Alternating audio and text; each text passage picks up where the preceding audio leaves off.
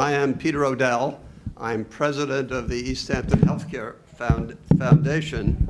I usually say, well, Jerry Cromack, fortunately, is chairman, and Jerry was actually supposed to lead off this symposium today, but about 8 o'clock this morning, he texted me that he has laryngitis and a low-grade fever, and he really didn't want to take a chance on infecting anybody.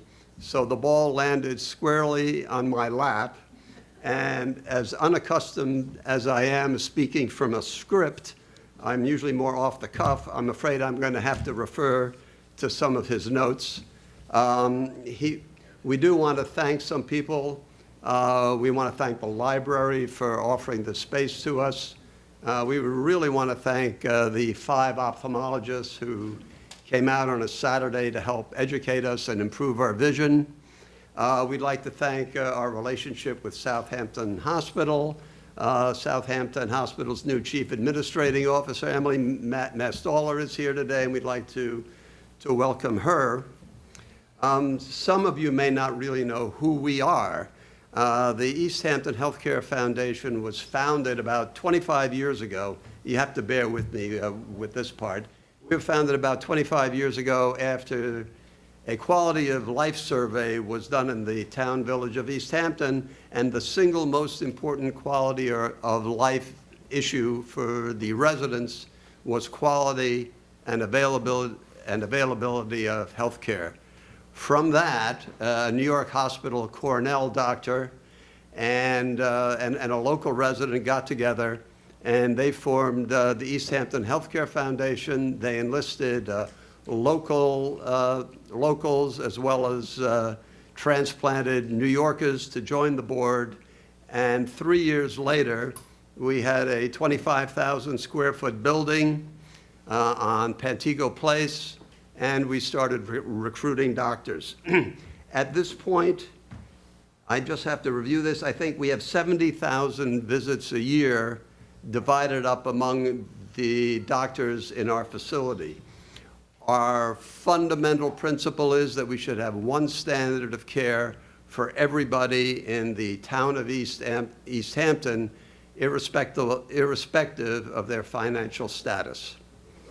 After we opened our initial building on Pantego Place, we started a walk-in center on Route 27. And that facility, once we got it going, we gave it to Southampton Hospital, Meeting House Lane doctors, and they see on the order of 15,000 visits a year. You really wonder where all these people went before. But we are very pleased. We also lobbied for a couple of years along with Southampton Hospital, and now we have an emergency room being built adjacent to our facility, and that will be opening in the spring of 2025. I think we have helped Southampton Hospital considerably in raising funds for this for this building, and we're all eager for this to open. We are not funded. We are strictly funded by private funds. We do not take any government, state, local, federal funding at all.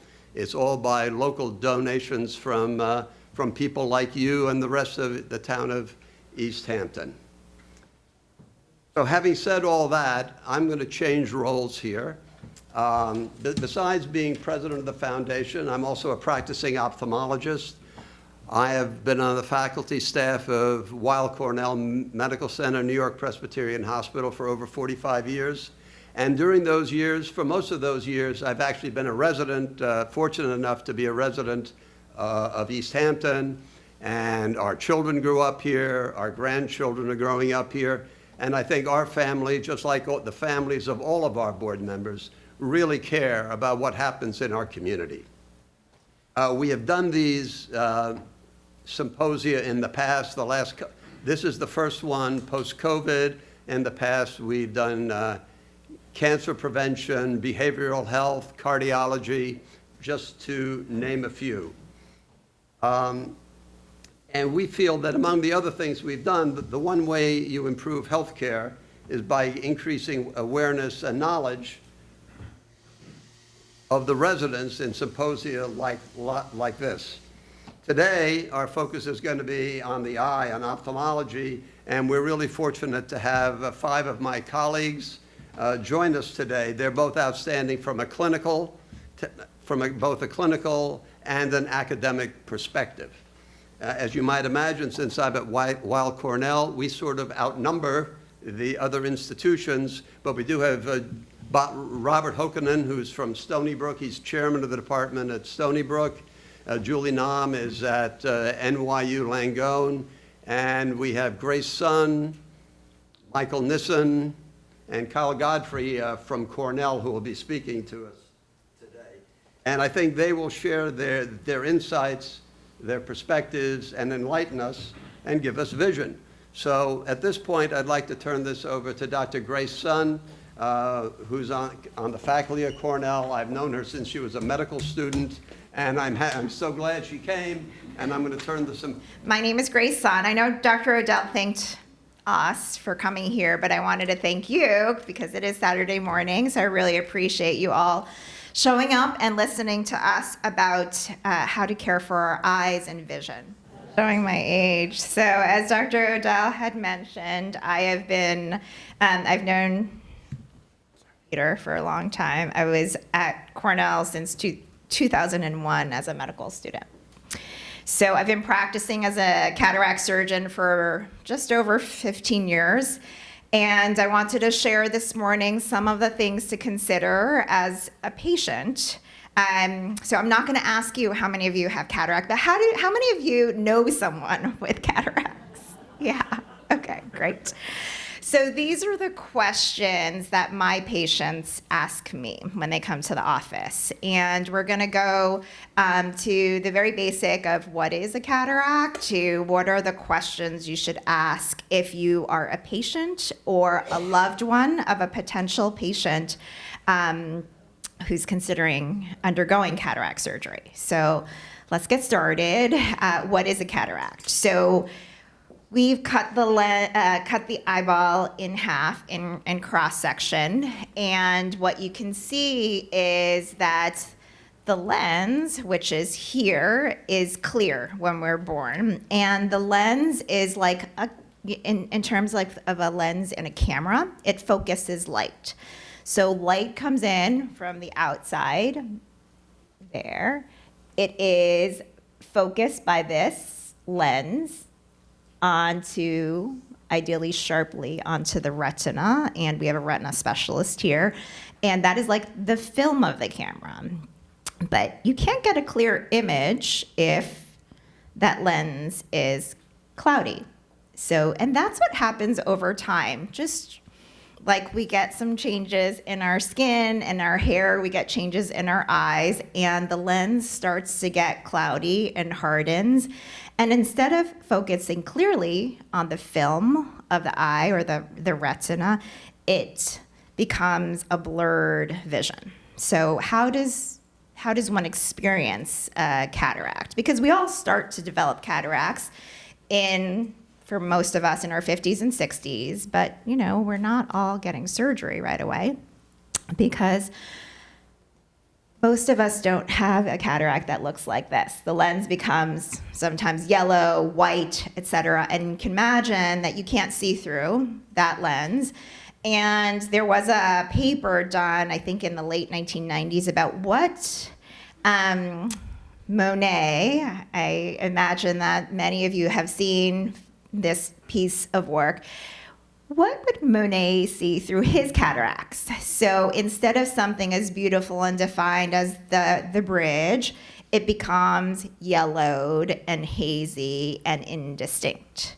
So for you all, some of you may have children, little children or grandchildren, and you want to see them very sharp and clear. But with cataracts, it gets kind of dull and hazy, or perhaps many of us drive, you can have a lot of glare and halos. So you may see something that's not quite as sharp and fuzzy, becomes fuzzy, or it can become almost doubled, like as if you had double vision. So These are some of the symptoms of glare that you may start to notice as you get older. And the most common question is, well, how do I prevent cataracts? So can you reduce your risk? Sort of. You can wear sunglasses when you're outside. You can, I don't think there are many smokers anymore, but you can stop smoking, which I think many of our subspecialists will talk about today. And generally, your overall health can contribute to the health of your eyes. So if you have diabetes, for example, is one of the conditions that can accelerate cataracts. Vitamins, many of my patients come in and say, well, I'm taking this formulation, and I heard that if I take this vitamin that I can prevent cataracts. But the evidence out there for vitamins is minimal, because the number one risk factor is age. So you don't need to spend a lot of money on these types of drops or cataract, et cetera, because they don't help. Unless someone in the audience can figure out how to stop aging. There's only one way. Okay, so when do I choose surgery? Many patients leave my office and I say, well, you have cataracts. We're going to see you in a year.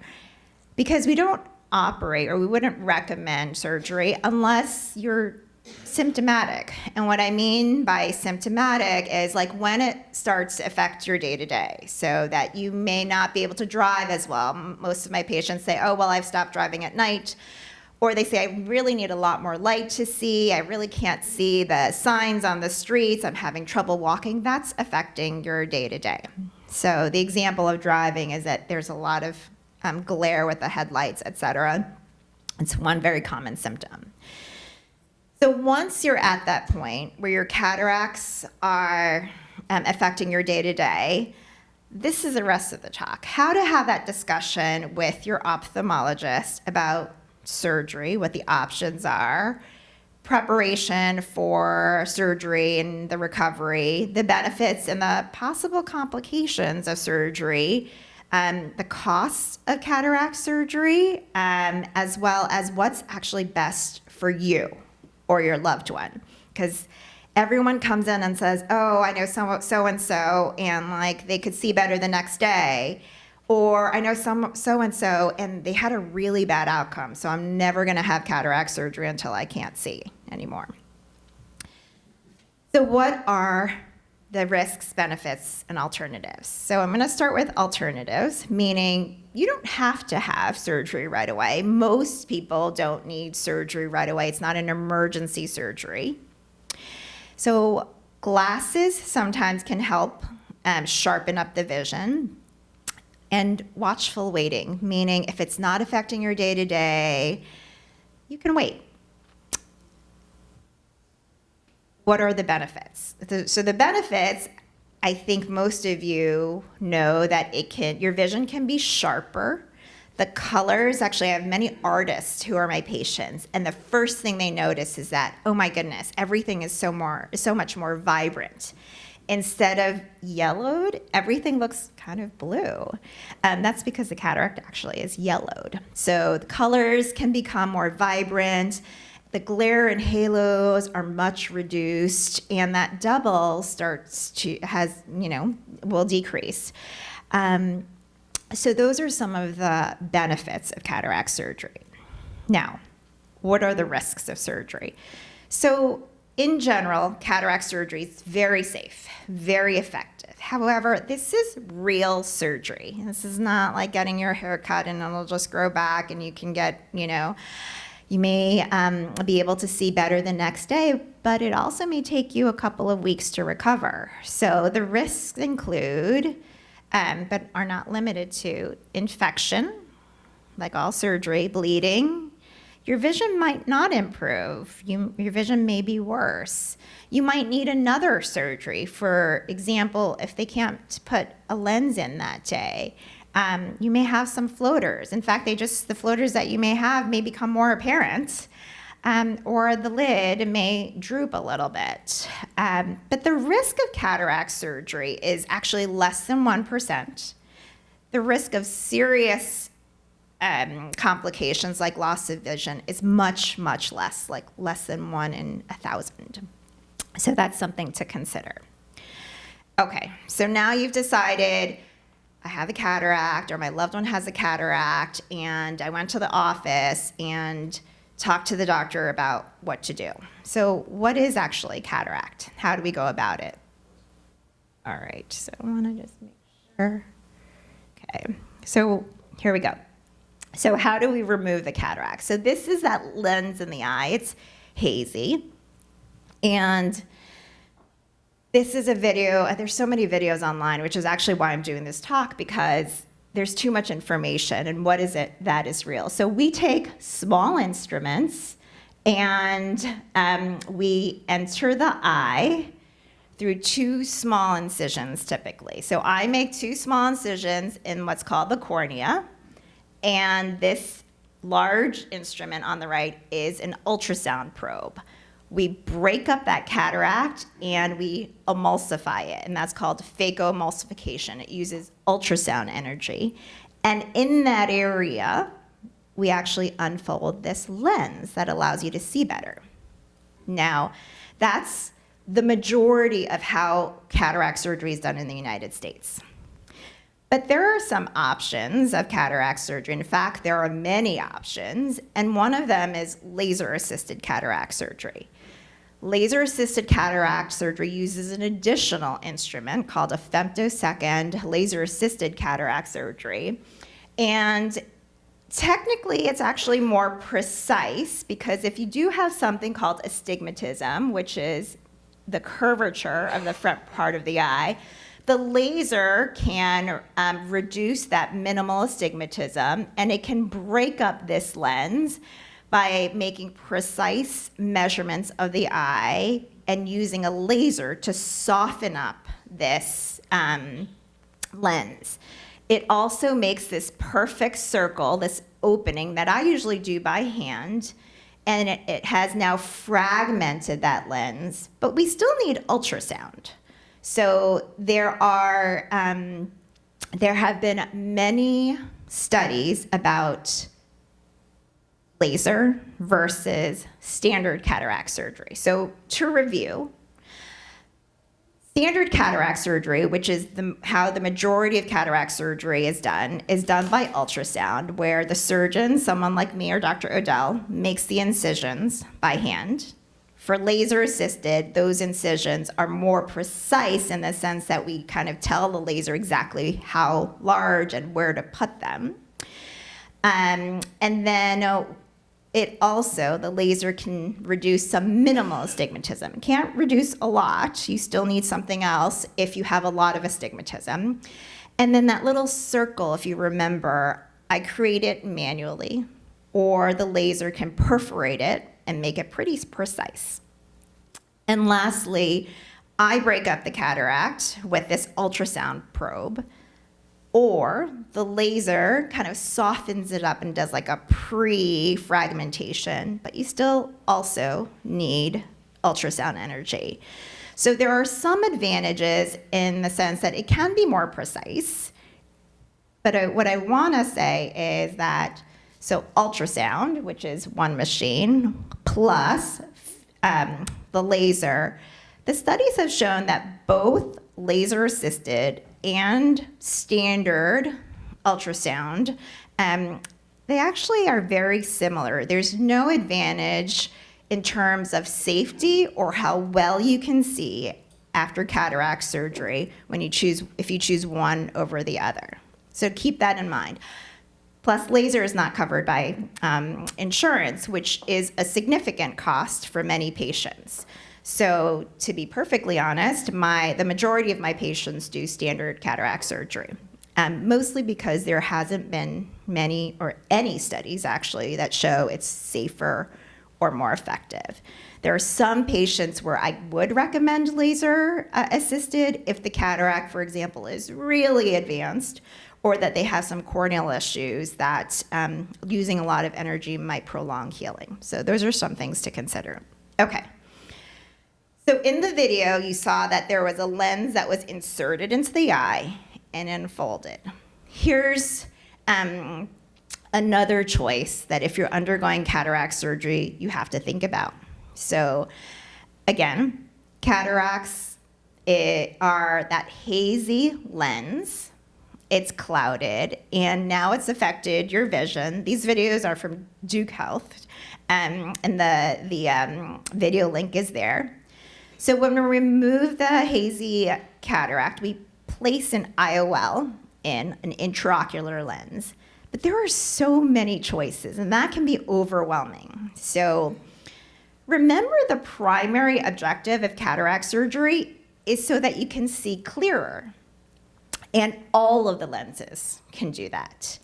But another objective is perhaps you can rely less on glasses. So one, there's a monofocal lens, and you choose, do I want to see distance better or close-up better? There's also something, if we use monovision, meaning that there's one target distance. One of the eyes are for distance and the other one is for near. So that's one way to reduce your dependence. And then a toric lens. You see there's a little bit of a haze that sharpens if we align the lens.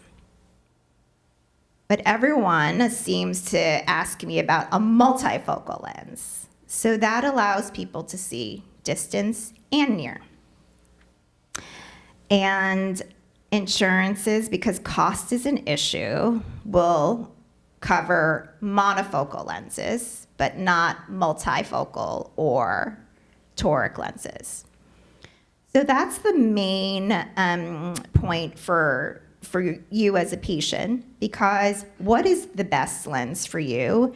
It depends on what your needs are. So monofocal lens. Monofocal lens, this is the picture of the lens. It allows you to see at distance or close-up, but not both unless you choose one for distance and the other eye for near. The toric lens, these little 3 dots, can reduce your astigmatism, so you rely less on glasses, but still at monofocal, distance or near.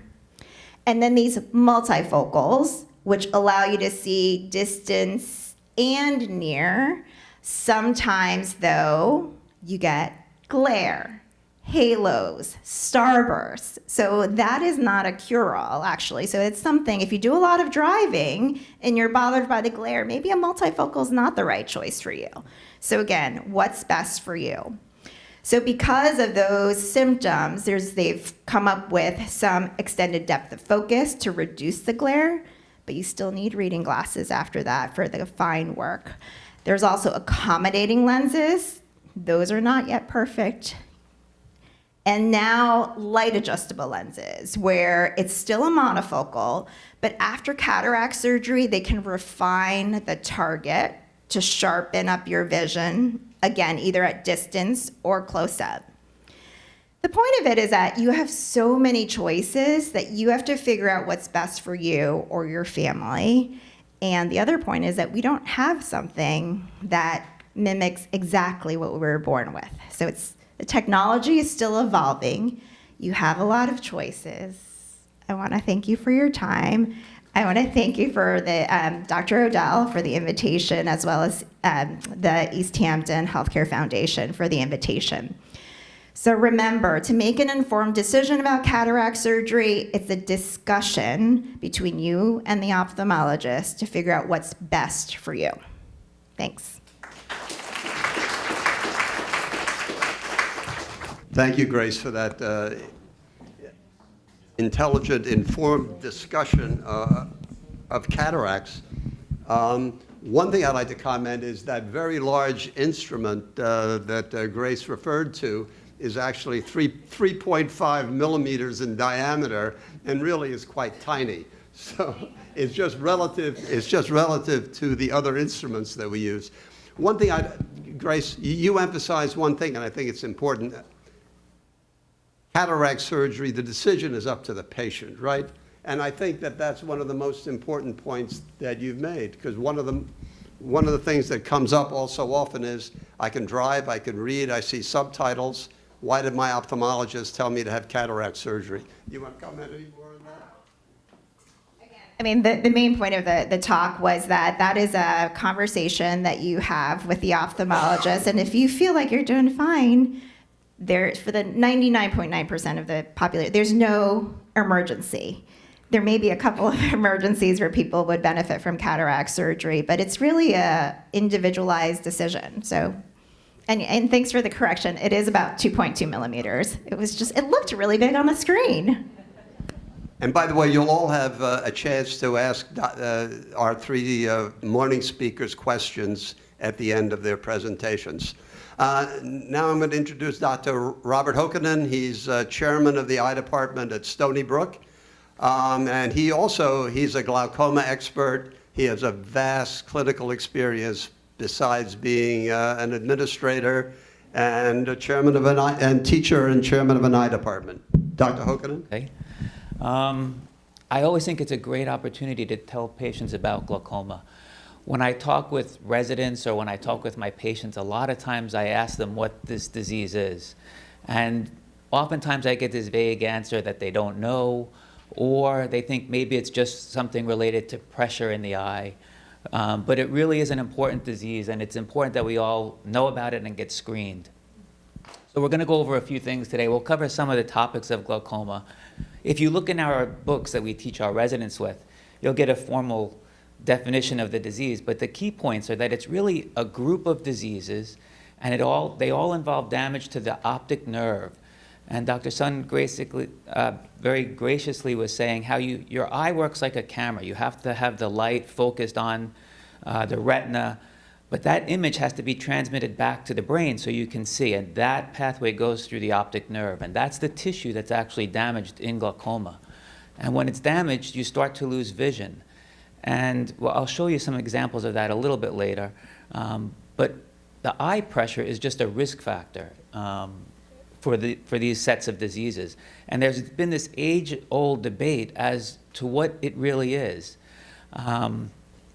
You can see that if you classify glaucoma, there's many conditions that can be put into various organizational systems. But it really comes down to this debate. Is it a disease of high pressure, or is it a disease of the optic nerve? And there are conditions that highlight both of these risks. So for example, some people will say that it's a disease purely of pressure, or some people used to think it was a disease purely of pressure. And a good example of that is congenital glaucoma, because those children are born with a bad outflow system and their pressures are very elevated, and it clearly causes nerve damage. And if we fix their drainage system, they can be cured for the rest of their life. And then there are other people on this other spectrum that still have glaucoma where their pressures are normal. So you don't have to have high eye pressure in order to get this disease. That's what kind of makes it very interesting. So you can think of the eye as a camera in many ways, and you need the light to be focused on the retina and then get back to the brain through the optic nerve. And that's so there are many tissues that come into play when we look at glaucoma. You may hear your doctor talking about a bleb. That's something we can see postoperatively when you look at the front of the eye.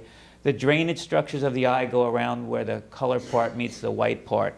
And you can sometimes see the postoperative changes on the conjunctiva above. That's something called the bleb, what we get with some of our glaucoma surgeries. You may hear your doctor talking about the angle. Sometimes patients ask, is it open angle or narrow angle? We're looking at the front of the eye right up here where the cornea connects with the iris tissue, and it looks like an angle in cross-section, so that's what we call it. And you can't look at the angle directly. You have to put a contact lens on. If you try to look at the side, you can't see the structure. So we put these little contacts on patients in the clinic, and when you have those, you can actually see into the angle. And this is the drainage structure of the eye, this little band here. And that's what gets diseased in the most common form of glaucoma. It doesn't let the fluid out of the eye. So you may ask, where does this fluid come from? Well, it comes from the tissue called the ciliary body. And that's the part outlined in green here. And you can see that sometimes in rare cases also. These are the little finger-like processes that come off the ciliary body that make the fluid.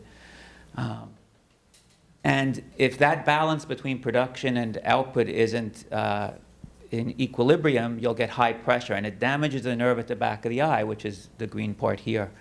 And we can see that when we look in. So when a doctor looks in with the lenses, they'll see a nerve like this. This is a nice, healthy nerve. This orange or salmon-colored tissue is the nerve. The yellow stuff in the middle is just empty space.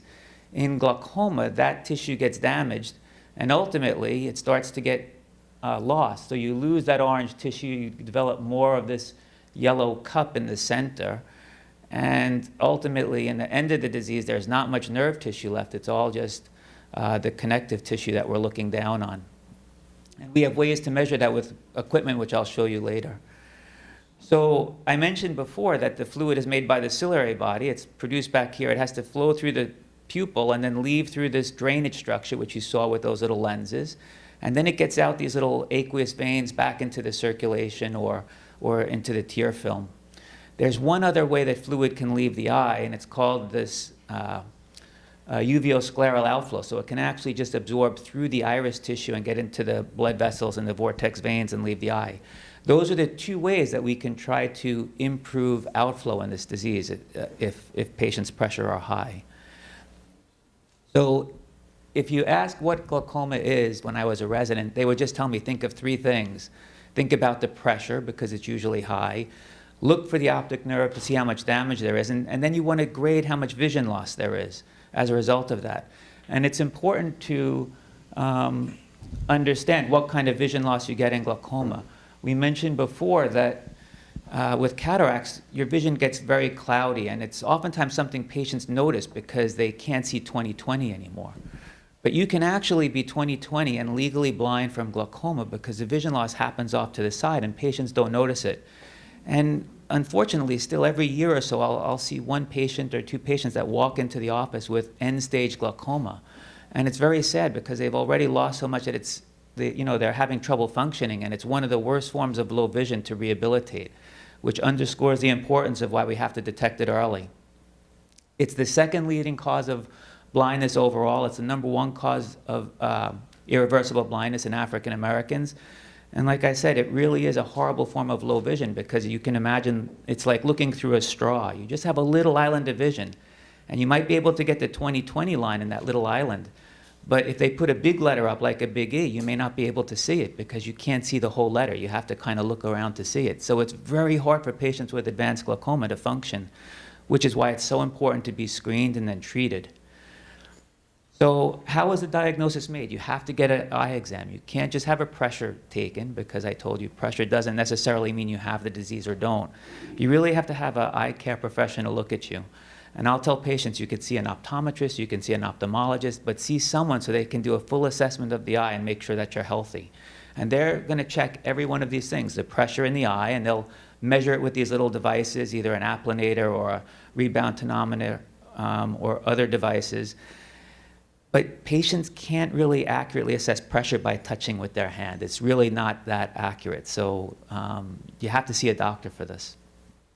And the vision loss that happens can be very subtle, and it usually happens off to the side.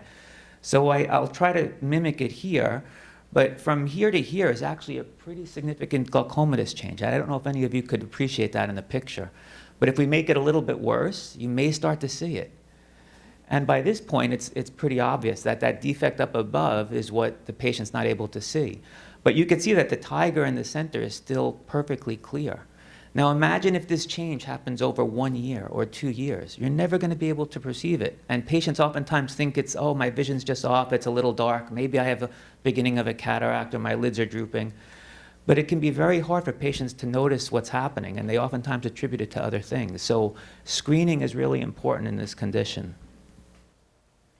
So when you see the doctor, they're going to look for these things and will be much more objective about it. They're going to measure the pressures with those devices. They're going to measure your visual fields on pieces of equipment that can actually produce measurable outputs or readouts to give us, in many cases, mathematical assessments of how you're doing. And that's from the teaching books that we'll go over with people. But the doctors will get these printouts for patients. And patients typically hate this test because you have to sit there and press a button when you see a flashing light. But what it's doing is it's measuring at each one of these little points in the field how much light you can see. And it's going to tell us, based on these printouts down below, if you're okay or if you're outside normal. And over time, it's going to give us readouts if those points are stable. And then we can look at your nerve, and we can look at your nerve a number of ways with some lenses, and you see the doctors shining those bright lights into your eyes. And I had a little video here of what it looks like, but the doctors are going to look at very specific things on the nerve to try to get an idea if there's actually glaucoma. And there's a large range of what's normal and abnormal, and so it does take an experienced examiner to really make the decision. But again, that underscores the importance of why you have to get screened by an eye care professional. Fortunately, one of the advances are we have technologies now that can actually measure how much nerve tissue is left. So you'll often sit at the machines in the doctor's offices, and they'll use a laser to scan the optic nerve. And when you hear the retina talks later, they'll scan another part of the eye. But it can actually give us numeric outputs as to how much nerve tissue is left. And there are different machines out there, but they all produce similar data that we can follow over time to see if the nerve tissue is getting damaged. And that's one way we can make sure that you're not going to lose vision. So when you see the doctors, they're going to be following all of these parameters, and they're going to be checking them to make sure you're okay. And they're going to tell you that you have to fix something if they see progression in one of those factors. Either you're getting very high pressures, which increases your risk, or they could see deterioration in that visual field, the peripheral vision, or the optic nerve head. And again, they're going to determine that based on these readouts. And the readouts will give progression maps and changes. So you'll get, they'll make it really easy for the doctors. They'll say, look, there's red spots over there. You have to check those areas clinically and make sure that, they're okay. And your visual field will do the same thing. You could see this patient has a little defect, but this patient's 20/20. But you could see that that defect wasn't there a few years ago on their first test. And then when you look in clinically, sometimes you'll see little hemorrhages. So if the doctor can see that they're progressing, they're going to look at the patient's pressures over time, and they're going to say, oh, they're a little bit high. We're going to have to lower you. And typically, doctors will lower you about 30% to start, maybe 50%, depending on how severe things are. And we have a lot of ways that we can do that. So the good thing about glaucoma is there are great treatments. And unlike cataracts, if you have glaucoma, the treatment isn't really elective, because if you leave the disease alone, it's going to progress and lead to irreversible blindness. So you have to really treat this. And again, we treat it the same way as I mentioned before. You either increase outflow through the natural drainage system, or you're going to try to decrease the amount of fluid you're making in the eye. So we have some medicines that help the fluid leave the natural drain. We have other medicines that help the fluid leave through that iris tissue or the ciliary body tissue. And we have other medicines that kind of decrease the amount of production of the fluid inside the eye. And there's multiple classes of medicine, so we can usually find something that's going to be comfortable for patients. And fortunately, the medicines are all additive, so they usually can get patients under control. And this is just a picture of medicines years ago. Now there's even more. The one thing that can be problematic is sometimes patients get put on so many medicines that it becomes intolerable. This patient was taking that box load of drops just for his eyes. And ultimately, he couldn't tolerate it anymore. So fortunately, we have other treatments as well, and that includes lasers and surgeries. And the surgeries do the same things. The biggest advance we've had in the last few years are minimally invasive glaucoma surgeries, which really are very nice because they're done through the same kind of incisions in the eye as cataract surgery, so very low-risk procedures. And they basically just bypass the drain. Some of the surgeries will shave away that little drainage tissue so you can open it up and allow the fluid to leave the eye better. And we have other surgeries that will put little stents in the eye.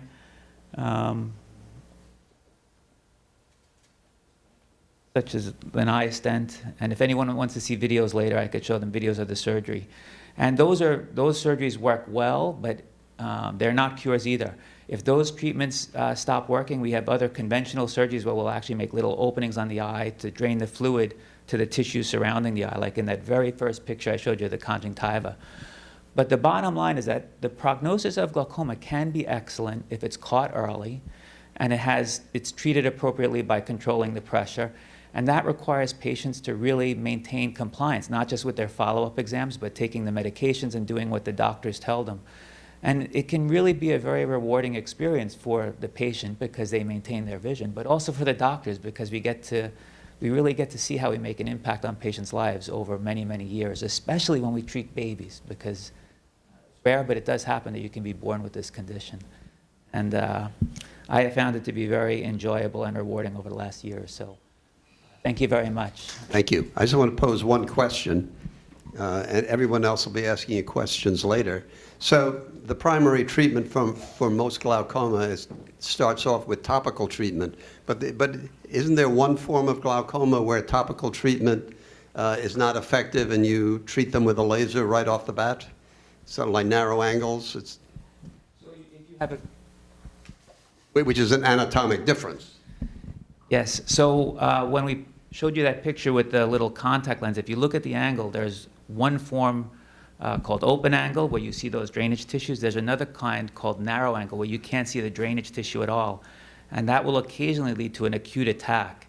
And the treatment of choice, or indicated treatment when you have an acute attack of glaucoma from narrow angles, is to put a little hole in the iris with a laser. And you can essentially break the attack and save vision. So that's one of the ophthalmologic emergencies. Thank you. Everyone else will ask you questions later. Our next speaker, is from Weill Cornell, is a retina specialist. It's Michael Nissen. He's been at Cornell for 15, 20 years, and he has several of his patients here today to listen to what he has to say. And hopefully his comments today are consistent with what he told the patients when they were in the office. Michael? Good morning. I'm Michael Nissen from Weill Cornell Department of Ophthalmology. Thank you for having me. Dr. Peter Odell has been a mentor to me for the actually 25 years I've been practicing at Cornell. Yeah, it flew by. And I also grew up largely out here, and so I have a strong connection to the East End, so I'm happy to be here. Thank you. So I'm going to speak to you today about the diagnosis and treatment of age-related macular degeneration.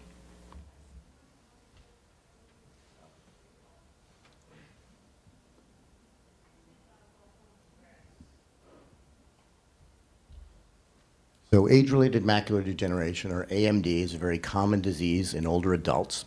It involves loss of central vision and creates difficulty reading, driving, and recognizing faces. It does not cause blindness. Risk factors are age, a family history of AMD, smoking, and a fair complexion, and cardiovascular disease.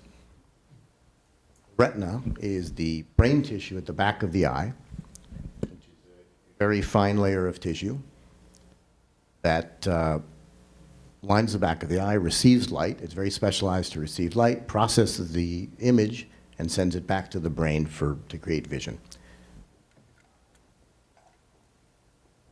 Macula is the center of the retina, which is responsible for the very fine central vision, and really for most of what you think of as your vision, looking at faces or driving.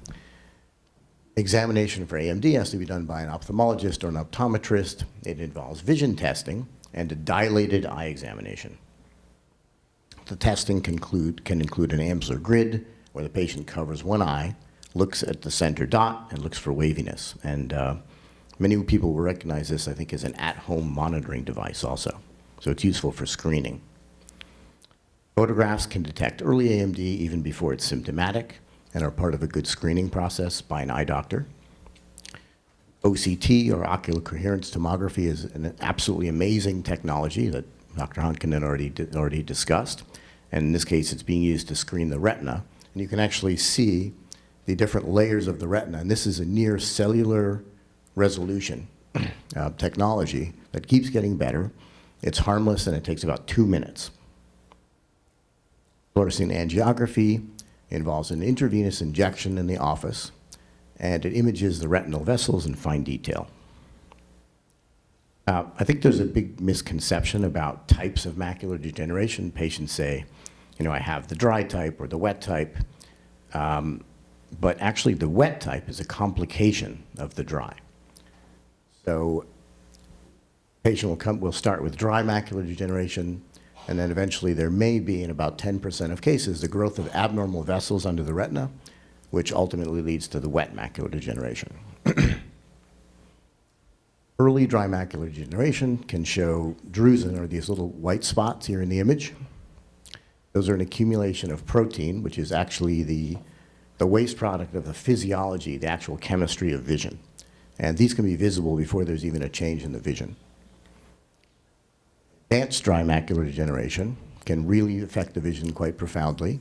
You see an increase in the drusen, and if you look here at a cross-section of the retina, you can see the drusen building up and damaging the center of the vision. Treatment of dry macular degeneration is very limited. There is this AREDS2 group of vitamins. Brand names include Preservision, and they do help to slow macular degeneration in the more advanced types of dry macular degeneration, but that is the only recognized treatment, and it has limited effectiveness. So people always spend a lot of time asking me about what other things they can do to slow their macular degeneration, and I'll say sunglasses and healthy diet, but really we don't have that much for dry macular degeneration. Geographic atrophy is a very advanced form of dry macular degeneration where there's a loss of photoreceptors, and you can see these patches that we call geographic because they resemble islands or continents, and they expand slowly, but eventually they expand into the center of vision and affect vision profoundly. Recently, the last couple of years, there are actually 2 new treatments for geographic atrophy, so you probably hear about this on TV and radio. They involve injections every 1 to 2 months. They're not that effective. They slow the lesion growth by about 20%. And once I finish discussing these options with patients, some will choose treatment, but a lot won't, just because of the inconvenience and the risks associated. For dry macular degeneration, there are many new ideas. There's a clinical trial underway now of injections that may slow the progression of the geographic atrophy lesions by 50%. So that, I think, for a lot of patients, would make the injections much more worthwhile. There's a clinical trial that may start soon of an oral medication, which has already been proven to be safe for other diseases and may turn out to be effective for dry AMD and geographic atrophy. That would be very exciting. And for all potential new treatments, the early identification will turn out to be very important, just like glaucoma and everything else. So people will sometimes say, well, why even bother to monitor the dry AMD? But the most important thing by far is to catch the wet AMD early and treat it early. Early treatment makes a big difference. But we can also help advise on visual aids and different lifestyle modifications that can keep people more productive. Wet AMD is actually an accumulation, actually a growth of abnormal blood vessels that leads to leaking and bleeding, and it can happen very quickly. Even sometimes people will notice it overnight. So you can see an accumulation of fluid in this underneath the retina in this cross section, and that damages the central vision profoundly. Amsler grid can show a distortion, so it's very useful for people to be testing this at home. It can show a distortion, and you can come into your eye doctor, and we can catch AMD much earlier, and treatment is more effective when we catch it earlier. Unlike dry AMD, the treatment of wet AMD is very effective. So it does involve injections in the eye, but the injections limit the leakage and the bleeding and slow the damage, and sometimes even improve vision. Treatment process involves examination, photographs, angiography, and OCT scans. Once we identify the wet AMD, we choose which injection, and often that decision is driven by insurance issues. And then we start with monthly injections. We monitor the patient on the monthly injections with OCT and examination, and over time we can increase the interval between the injections, and most people eventually get out to every 2 to 4 months. But some people actually eventually can stop the treatment and remain stable and maintain vision. So an injection in the eye is a scary idea, obviously, right? But the reality is definitely not as bad. We use local anesthesia with drops and gels. We use a mask and tape to protect the eye, and betadine to sterilize the surface of the eye. An eyelid speculum, a little clamp, holds open the eye. The patient looks away, and it takes about 3 seconds. And people do feel the injection, but usually they tell me it's not that bad, it's tolerable. And a busy retina specialist might do 40 or 50 of these in a day. So it's really an easy office procedure. Afterwards, there can be a scratchy sensation from the betadine. We tell people to use artificial tears about every 15 minutes. You can have pretty normal activity after. Some people get in their car and go to work, etc. Some doctors limit swimming afterwards, but it is also important to let your doctor know if you wear contact lenses. There are a lot of different medications, and there are a lot of advertisements now for different medications. But the most important thing about all these medications is that they're all effective. And again, it's insurance. Insurance may dictate which one gets used, but they're all good.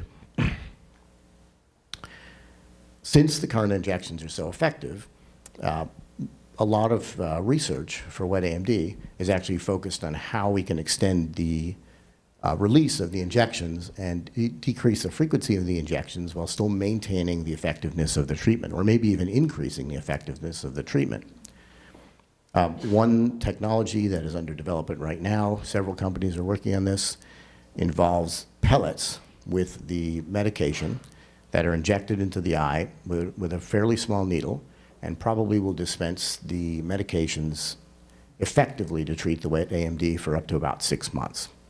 An even more exciting technology is a gel that can be injected into the eye through an even smaller needle and then cured with light through the needle, creating a little implant inside the eye that may actually be able to treat wet AMD for up to 12 months.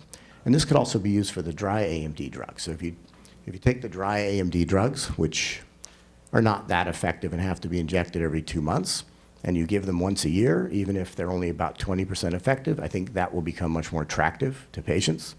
So this technology may work for a lot of different things.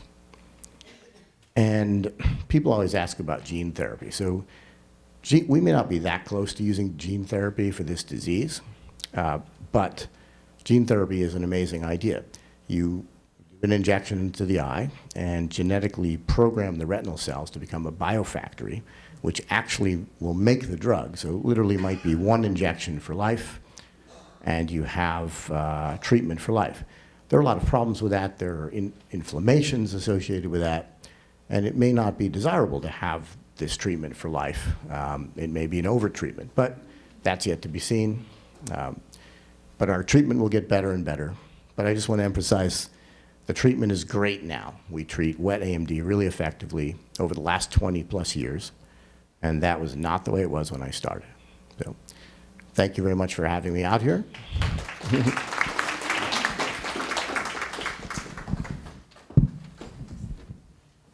Thank you, Michael. Before I have Dr. Sun and Dr. Hova to come back up here, one question.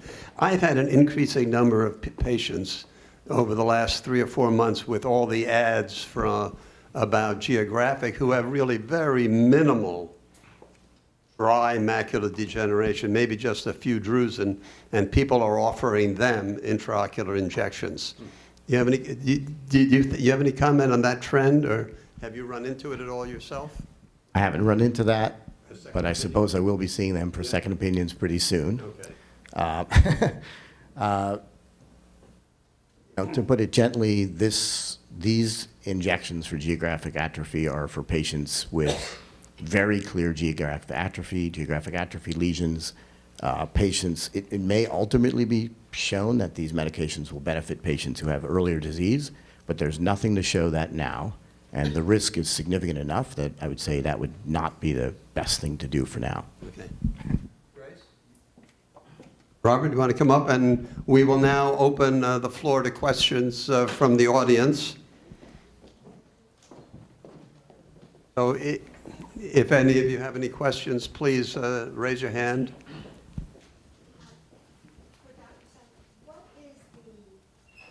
What is the implant made of that you put in? It's an acrylic lens. So there's an interesting history behind the lens. It was actually invented after Sir Ridley, I think.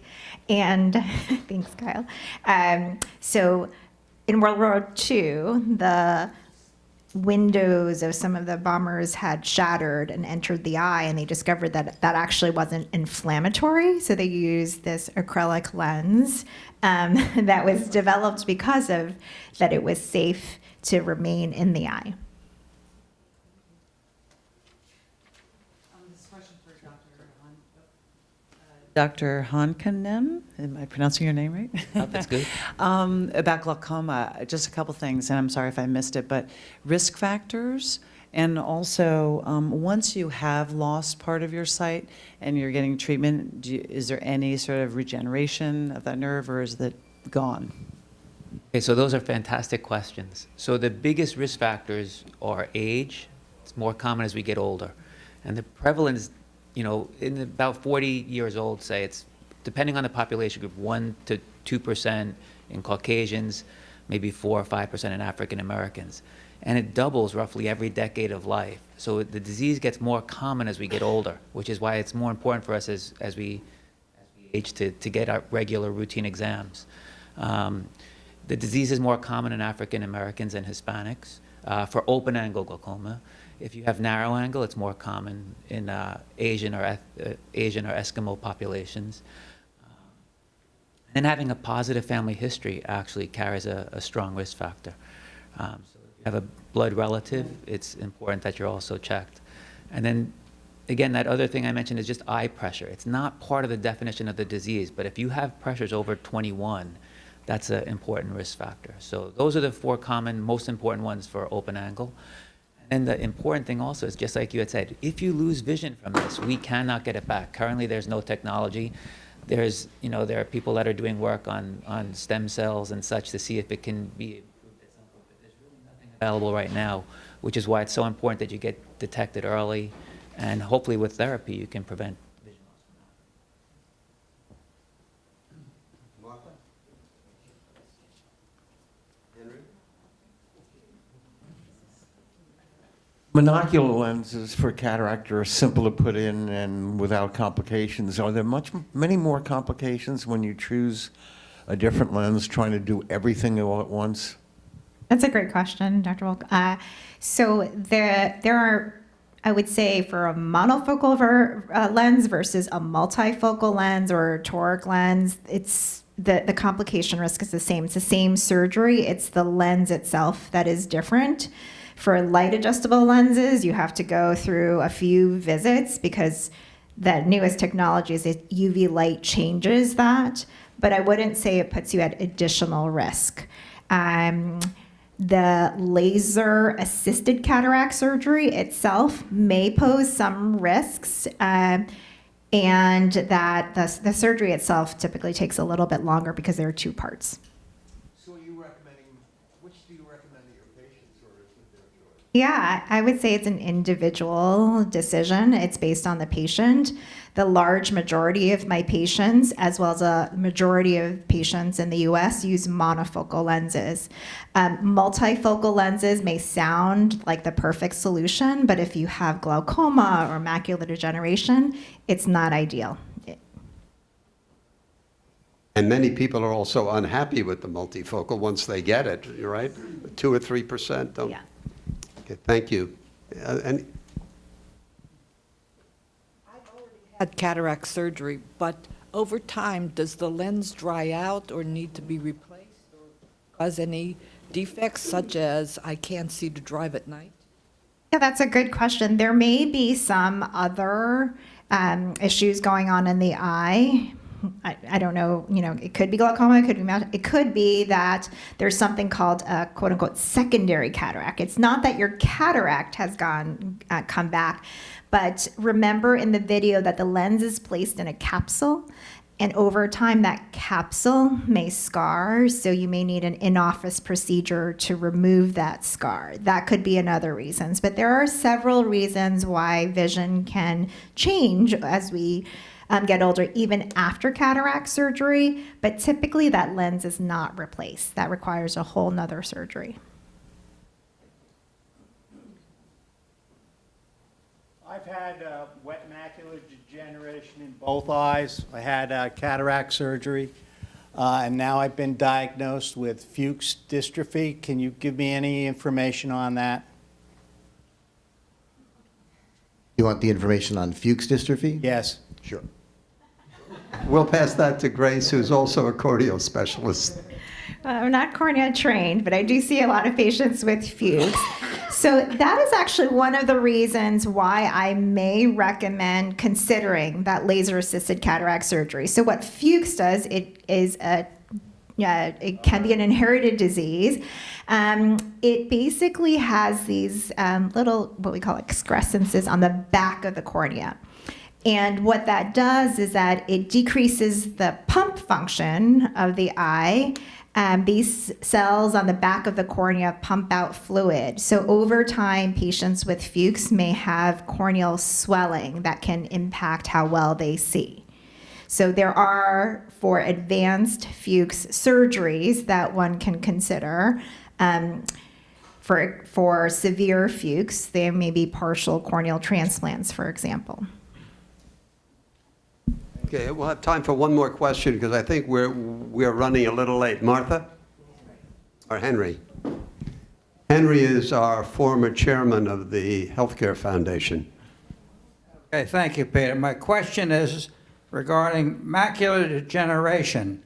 I believe the slide up there says it does not lead to blindness. However, is macular degeneration progressive, and at what point does it plateau? My point is, Yeah. I can see black spots in the center of my eyes. How far? Got it, How thank great you. does that extend? Okay. And it plateaus at the point where you see black spots in the center of your eyes, but it can be pretty profound. And though it doesn't cause blindness, meaning that you can always be able to walk around and function, it can cause a lot of disability. It can make it very difficult to read, impossible to drive, difficult to recognize faces. So it's debilitating, but it does reach a limit with damage to the center, and you will maintain peripheral vision and mid-peripheral vision. Cornell for his entire professional career, and he is an expert on the eyelid and tear duct problems of the eye, which he fittingly has called lumps, bumps, and watery eyes, which is quite prevalent. So Kyle, I give this to you. So much, and thank you guys for all being here. Thank you, Dr. Odell, for the invitation. I think Dr. Sun started her presentation asking how many people have friends who have cataracts or have heard of cataracts. I'd be curious how many of you have heard of an oculoplastic surgeon or an oculofacial plastic surgeon, other than the medical people in the room. Okay. So what is an oculofacial plastic surgeon? So we're basically fully trained ophthalmologists. We went to undergrad, we did med school, we did a 4-year ophthalmology residency, learning the medicine and the surgery of the eye. And then we did extra fellowship training, typically for 2 years, learning the plastic surgery of all the tissues around the eye. So it's the eyelids, the eye socket, the tear drainage system. And some people take that further and will start getting further into facial, cosmetic, and reconstructive surgery. There's been kind of a push in the medical community, and mostly by the plastic surgery community, to say you should only have plastic surgery with a plastic surgeon. They've spent a lot of money advertising and saying that board-certified plastic surgeons are the only people who should be doing this type of work. If you go back historically, actually the founding members of the American Board of Plastic Surgeries were multi-specialists. There was OMFS people, oral maxillofacial surgeon, and there was an ophthalmologist who was actually the great-grandfather of someone, Wendell Hughes, who trained people who trained Peter Odell and myself. So ophthalmologists have been present in this work since the very beginning and since the inception, and we're really the experts of the surgery around the eyes. So I would definitely encourage you to seek out an oculofacial or oculoplastic surgeon for the work around the eyes. So today I'm just going to go over briefly some topics, including eyelid lesions, watery eyes, and some basic eyelid surgery, just to give you an overview. So Dr. Odell asked me to speak a little bit on kind of lumps and bumps of the eyelid. And these are things I see in my office, probably 20 to 30 to 40 a week of just growths and abnormal things. And can you take a look at this, tell me what you think? And fortunately, most things that we see in the office are benign. Very few. If I see 50 lesions, maybe I'll biopsy 10, and maybe one of those will be positive for something that's like a skin cancer that needs further treatment. So the reassuring thing is that the vast majority of these are benign, don't require extra treatment. Of those things that I see, the most common are styes and chalasia, or hordeola and chalasia. These are mostly blocked oil glands that produce a really inflammatory response in the eyelid. Lee and I were just discussing how inflammation and all these things around the eye can be very exaggerated. The eyelids are really sensitive. So one little tiny blocked gland in the eyelid can cause your whole eyelid, your whole face to swell up. The eyelids are just very sensitive. These are often just treated with things like warm compresses, sometimes topical medications, maybe a steroid medication, and rarely do they need like an injection or a surgical treatment. These, again, can present very dramatically. They can be very subtle. But if you're concerned, see an ophthalmologist or an optometrist, and they can sometimes prescribe things that may make it go away a little bit more quickly than just warm compresses. Probably the second most common type of thing I see in the office that's totally benign is something called the seborrheic keratoses. You may have seen these in other parts of the body. They're sort of genetic, age-related, maybe sun-related. They're just an overgrowth of one type of cell in the skin. And they can look kind of concerning because they can be pigmented, they can be raised, they can be bumpy, but they're really just these kind of stuck-on plaque-like things. But even for ophthalmologists who don't see a lot of these, they can present a little bit differently in the eyelid than they can in other parts of the body. So again, if you're concerned about a new pigmented growth, definitely good to have someone take a look, but these are very common, very benign. They can be observed. If people are bothered by them cosmetically, they can be very easily. Another one that can be a little bit more difficult to distinguish is something called a nevus. It's basically a mole, presents around the eyelid, and they can present, they're basically driven by melanocytes, which are pigmented cells in the skin, and they can present with or without pigment. And these ones are a little trickier to differentiate. They sort of are usually raised, kind of fleshy looking, sometimes pigmented, sometimes not. And they can be biopsied to determine if they're concerning or not. And they sort of exist on a spectrum of atypia, meaning some are very benign and normal-looking cells, and then they kind of gradually get more and more atypical. And the most atypical would be something like a melanoma. So you really have to kind of biopsy these, look under a microscope. We work with our pathologists very closely to understand if it's something that can just be watched or if it's something that needs further treatment. We see a lot of cysts. Cysts I think of and describe kind of like as water balloons. They sort of have an epithelial or skin cell lining, and then they're filled with something. That material in the center can be a protein-like material in this photo. This is like an epithelial inclusion cyst, filled with this yellow protein type material. They can be filled with clear sweat-like material, apocrine hydrocystoma, but there's any number of benign cysts, but they sort of just present in, again, this kind of well-circumscribed, really well-delineated appearance, and they're really nothing to worry about. Another very common type of thing we see are xanthelasma. These are essentially cholesterol deposits in the eyelid. We used to think these were maybe associated, I know there's some primary care and cardiologists in the room, associated with elevated cholesterol and diabetes and certain other things. There was a presentation actually at our most recent meeting of our specialty, and they did a big meta-analysis of all these patients presenting with xanthelasma, and they think maybe it actually doesn't have anything to do with systemic health, but maybe it's just bad data, we don't know. But it's always good to get plugged in with a primary care doctor for a good workup. But they're essentially just cholesterol deposits. They can be physically removed for aesthetic reasons, and really nothing to worry about. But they can be kind of dramatic. They're like these yellow plaque-like lesions, and can be a little bit disfiguring depending on the size and the location. So those are all benign things, and those are, again, probably the top 5 or 6 most common things I'll see in the office. Really nothing to do. If they're bothersome to you, we can remove them for cosmetic reasons. If they're kind of on that spectrum of is this concerning, is it not concerning, we can get a biopsy, which might be reassuring to you to know that there's nothing further. Kind of the other end of the spectrum are things, and this is a very dramatic example. I borrowed this from my colleague, Dr. Lelly, who usually gives our residents, kind of the eyelid introductory lesion talk. These are the features that we kind of, and this is, again, like a very dramatic example, but sort of highlighting some of the features of things that are more worrisome when we see them. Biggest one around the eyelids is kind of destruction of the architecture, or destruction of the physical structure of the eyelid. Loss of eyelashes is another big one. Anything that's sort of ulcerating or kind of eating into the skin, you lose this overlying normal typical skin layer, and kind of gives this irregular shape. Telangiectasias are kind of these fine spider-like blood vessels that may be a sign that this tumor is growing, recruiting new blood supply, and it needs more blood to feed its growth. So whenever you see big feeder vessels that are coming into a lesion, it makes us a little bit more concerned. Things that, of course, present like this are very obviously probably something malignant and need to be worked up. And this is just sort of a prototypical eyelid lesion. This is something called basal cell carcinoma.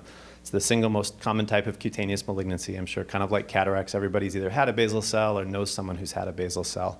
Fortunately, they're very slow growing. They tend to just stay kind of where they are, and they grow slowly in that area. They don't typically spread to other parts of the body, and they're usually just treated with excision. But this is kind of showing some of the classic features of it. It sort of has these pearly raised edges.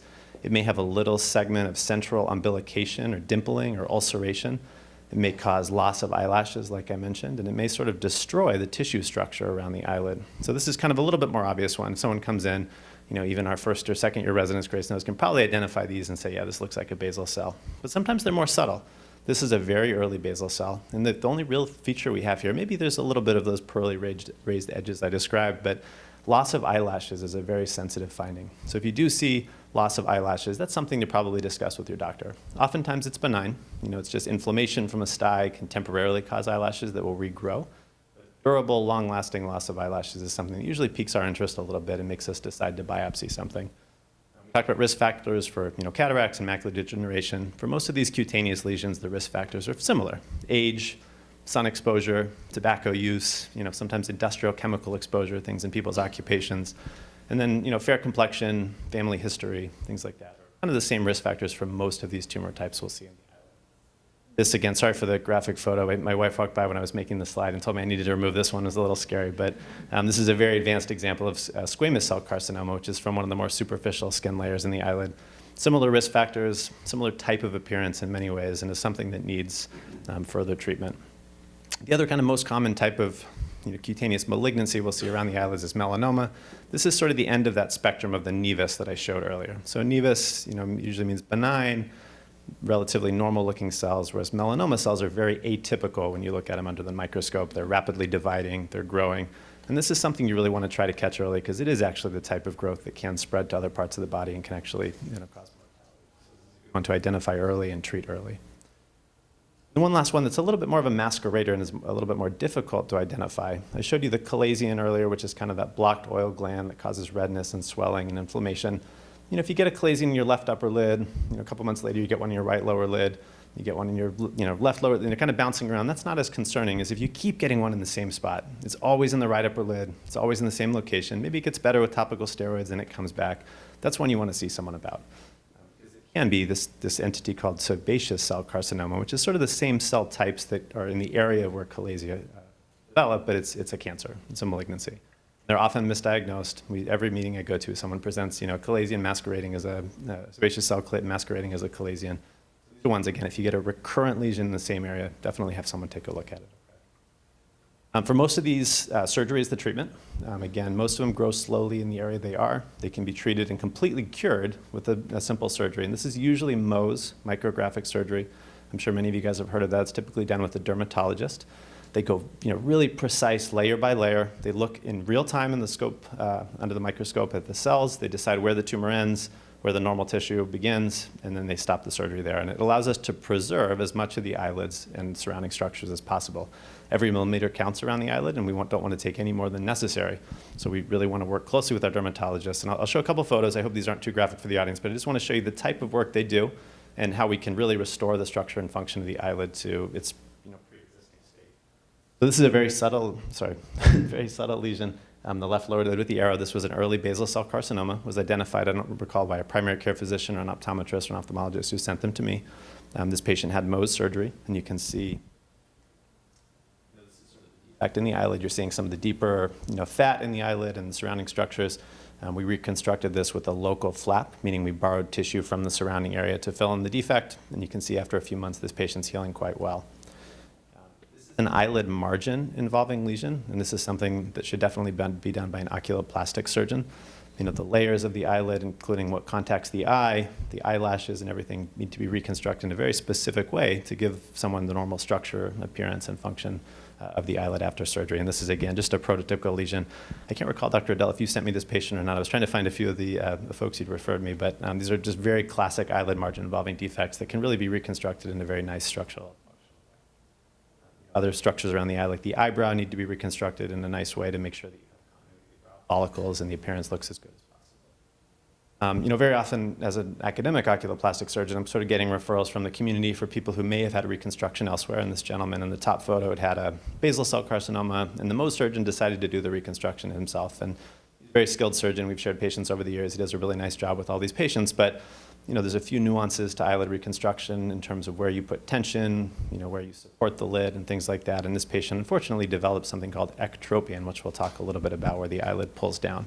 Fortunately, we were able to do some things to reconstruct this. But again, anytime you have a complex eyelid reconstruction case, these really should be done by oculoplastic surgeons. So when you're getting a consultation with a Mohs surgeon, it's always good to ask, who does your reconstructions? Do you do them yourself? Do you refer to a specialist? Who's the best person to do this reconstruction for? Kind of the end of the lid lesion section, probably the longest portion, but Dr. Odell also asked me to speak a little bit on watery eyes. We heard from glaucoma, how pressure inside the eye is kind of a balance between fluid production and fluid drainage. It's the same thing on the surface of the eye. So we have lacrimal structures that produce tears, and we have essentially pipes that drain tears down into the nose.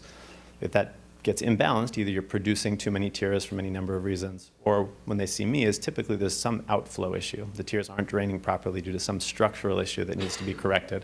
Every time we blink, we're kind of creating a small vacuum on the surface of our eyes that sucks the tears down into the nose. So certain things like facial paralysis, Bell's palsy, ectropion, all these things can weaken or decrease the strength of that pump mechanism and pump function, cause overflow tearing.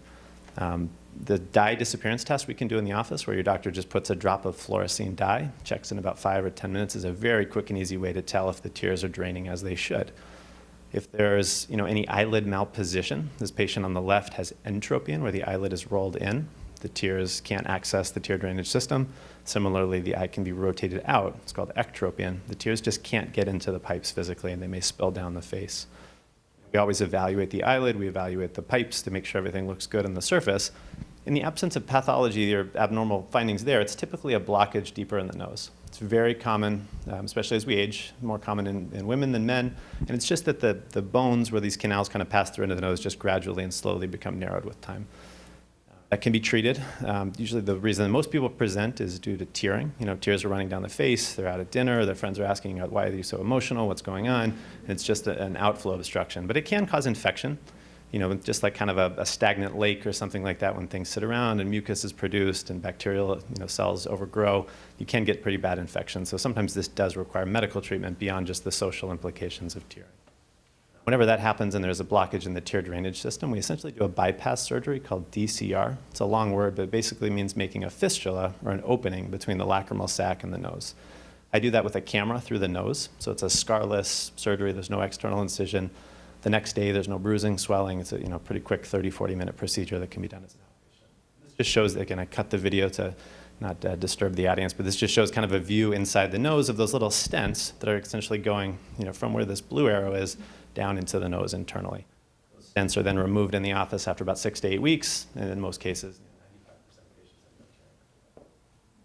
So that's a quick overview of lacrimal surgery, probably too quick. But I also just want to show, the vast majority of what I do is eyelid surgery, and the things that most people present for functional or cosmetic reasons that we take care of in our practice. So a big one is ptosis. Ptosis just means drooping. It's a shortened, when we think about the eyelids, for blepharoptosis, which is drooping of the upper eyelids. So these are heavy lids that develop from things like cataract surgery, recurrent macular degeneration injections from specular use, or just age. Millions of times of repetitive blinking over the life. And just like glaucoma causes visual field loss, you can imagine if you have a physical obstruction from a lid blocking your vision, you're not going to be able to see quite as well. This is the person who underwent external levator advancement ptosis repair. This is another example of a patient who had kind of combined mechanisms causing droopy eyelids, and we were able to do surgery to help open their eyes up. Sometimes when there's not a lot of extra skin, we can do a small tightening procedure internally. This takes about 5 or 10 minutes per side, very quick. Not quite as quick as Dr. Sun with her cataract surgery, but we can usually do these pretty quickly, and we can do both sides on the same day. Sometimes in younger patients, I believe this patient had LASIK surgery. So when the laser docks on the eye, there's kind of a mechanical component that can cause loosening of the tendon that lifts the eyelid. The top photo shows kind of how her right upper eyelid is a little bit lower. We did that scarless internal ptosis repair on the right side, and she was able to open her eyes up. Another very common thing we do is blepharoplasty surgery, which is blepharoplasty really just means plastic surgery of the eyelids, but typically it refers to removing extra skin. This patient was a little bit more on the cosmetic end of the spectrum, but when the skin starts to fold over the lashes, just like glaucoma, it may cause a sectoral or temporal visual field defect where you don't even realize you're missing a significant portion of vision in the outer portion of your eyes. Skin can be very easily removed in the office or the operating room to help restore vision and improve your appearance slightly.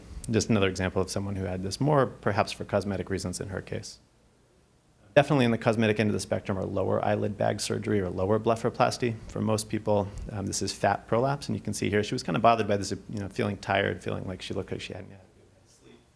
Go through the inside of the eyelid with no external skin incision and remove or reposition the fat to create a smoother transition between the cheek and the eyelid. Surgery, and I'm probably running out of time here, but we can also combine the two of those where we remove skin from the upper eyelid and also remove skin or reposition fat in the lower eyelids just to give a more refreshed, youthful appearance. These can be combined with brow lifting procedures. And then one last thing is eyelid retraction, which is something that happens in thyroid eye disease, which you may have heard of. People who have Graves' disease. You get this bulging or openness of the eyes where the eyes look like you're staring. We can actually weaken the eyelid muscles that lift the lid to lower the lid to give them a more natural stop scaring their grandchildren and friends. And then, basic things, entropy in the eyelid rolled in. I showed you we can, tighten and advance muscles inside the eyelid to help improve the lid position. Something you all may have seen very commonly is ectropion repair, where the eyelid turns out. It can also be resuspended to minimize the redness, the tearing, the discomfort, irritation. These are all pretty quick outpatient, 15, 20-minute type surgeries. So I'll end it there, but thank you again, Dr. Odell, and happy to take questions at the end of the session.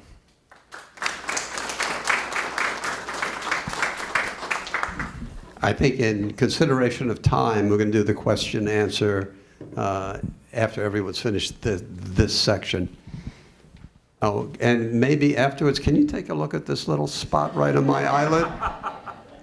Our next speaker is from NYU Langone, Julie Nam. She really made the effort to come out on rather short notice.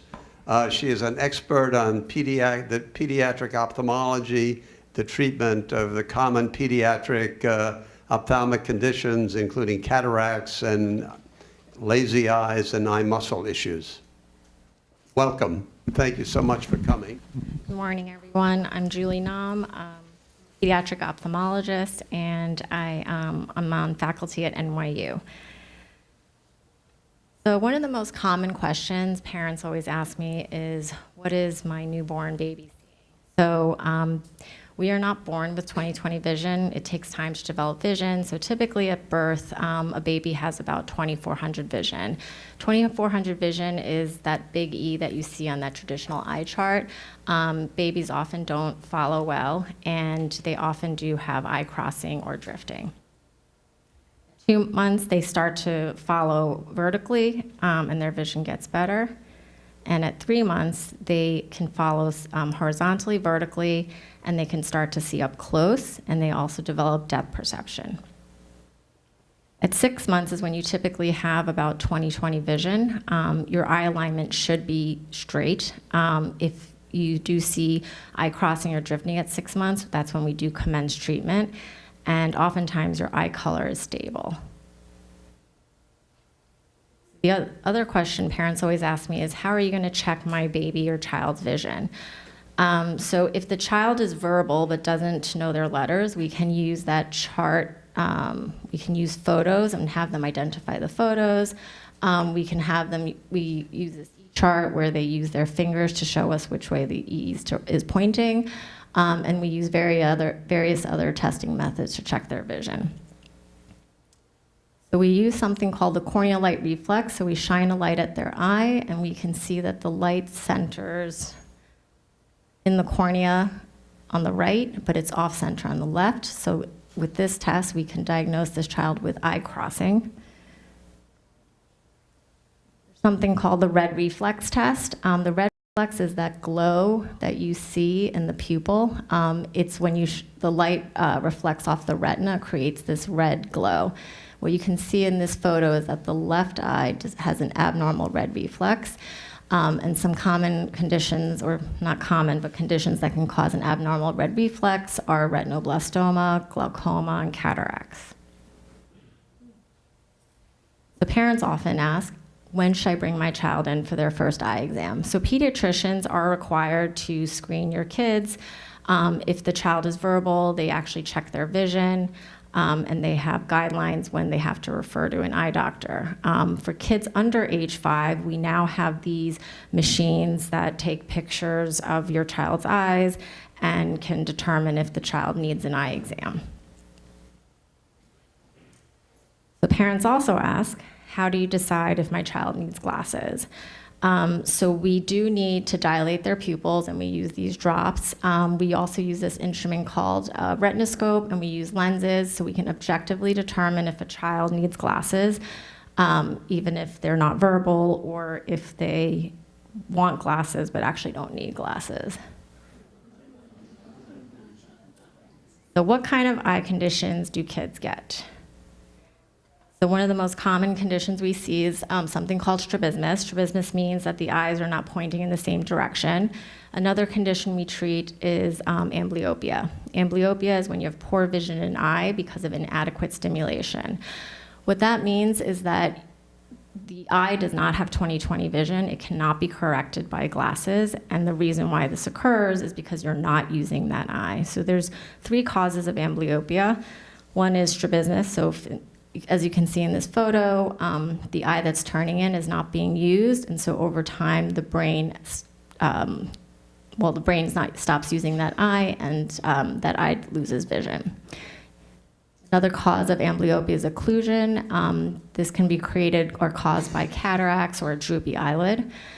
And a third cause is what we call anisometropia, which means an unequal eyeglass prescription. So what happens in that case is that you favor the eye that sees better without glasses. Here's a slide demonstrating what we call esotropia, which is the eye turning in. So here you can see the light reflex is centered on the right eye, but off-centered on the left eye.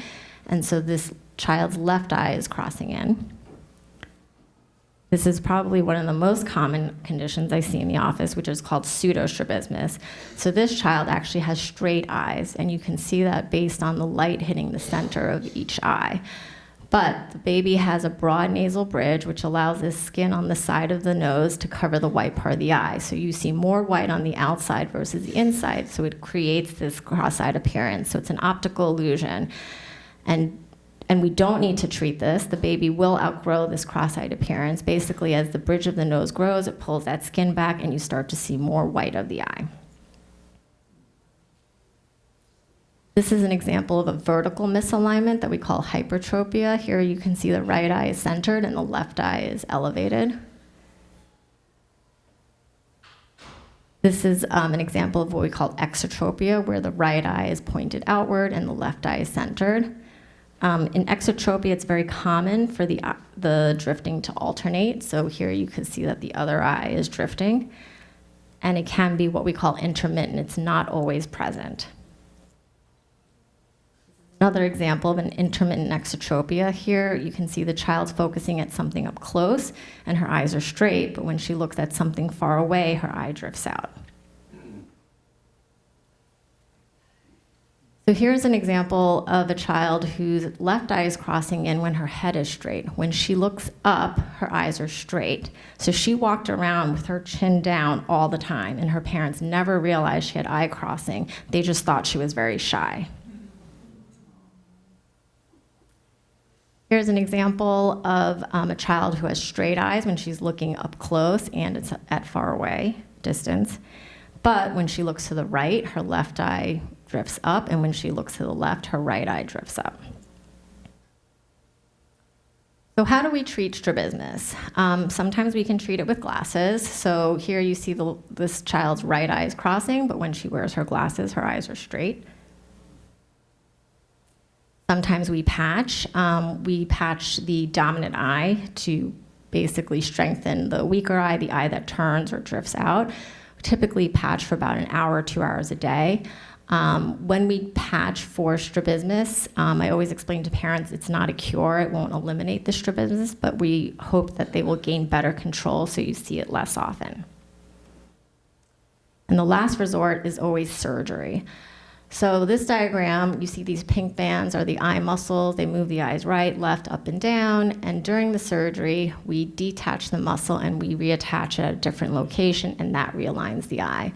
The surgery can take anywhere from 10 to 30 minutes. It's done under general anesthesia. It's pretty painless, and there's no patches when you wake up from surgery. The white part of your eye is red, and it's much safer than cataract surgery and glaucoma surgery because we're not entering the eye. And here you can see that this child had esotropia. Her eyes were crossing in, and then after the surgery, her eyes are nice and straight. This is another example of a child who had surgery for eye drifting out, and after surgery, her eyes are straight. So another common question parents always ask me is, do we have to treat strabismus? Is it a cosmetic surgery? And it's not cosmetic because of something called fusion. So fusion is cortical unification. Basically, the brain creates one image from information from each eye.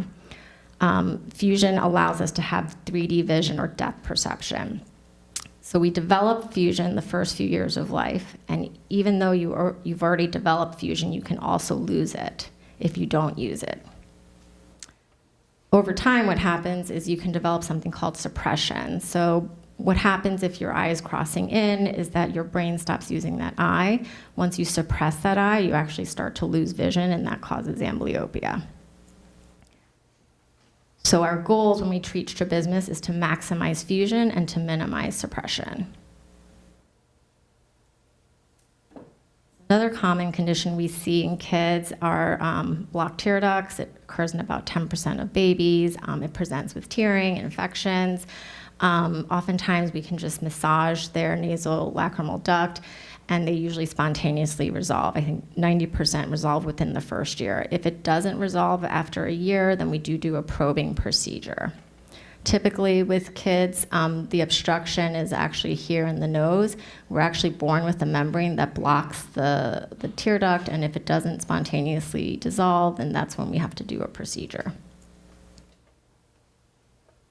So kids and babies do develop cataracts. As Dr. Sun described, a cataract is when the lens in the inside of the eye becomes cloudy over time, but some kids are born with cataracts.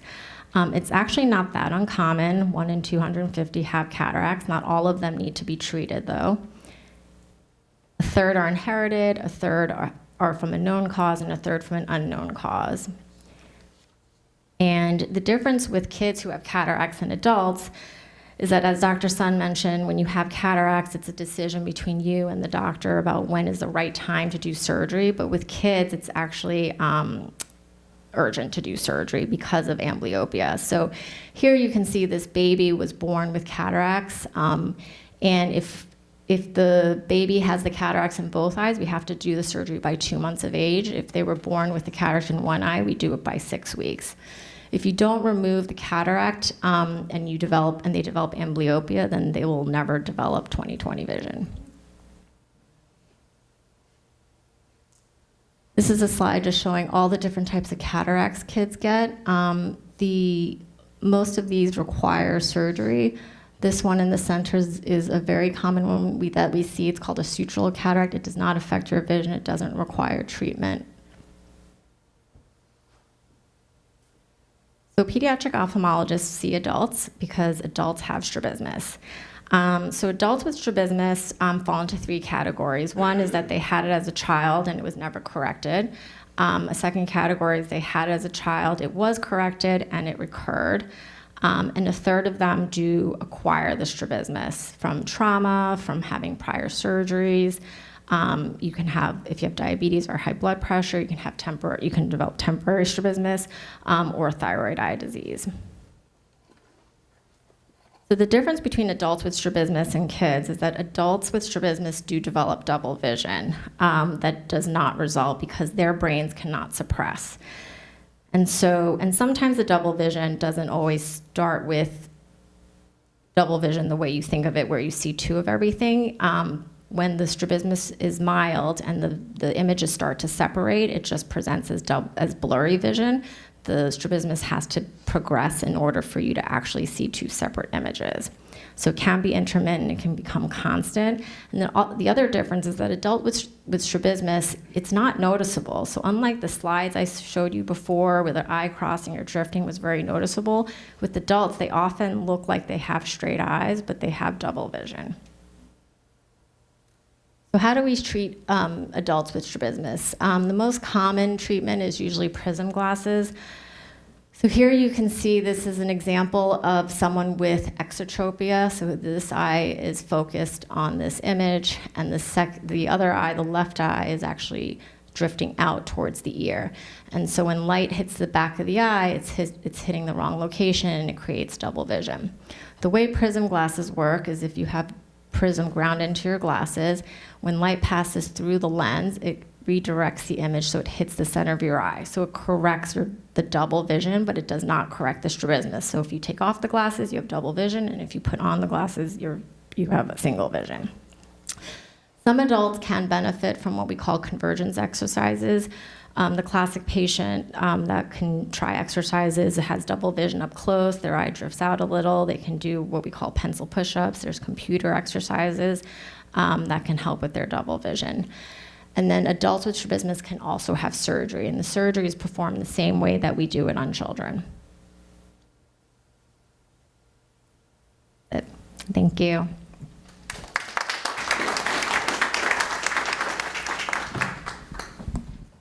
Thank you. I've got one question and one observation. When I first started out, kids hated eyeglasses. And then Elton John came on the scene, and all of a sudden kids were unhappy if we didn't give them glasses. But that's changed again. So one question, if there's a family history of crossed eyes or amblyopia, do you have a different recommendation on when the kids should be seen?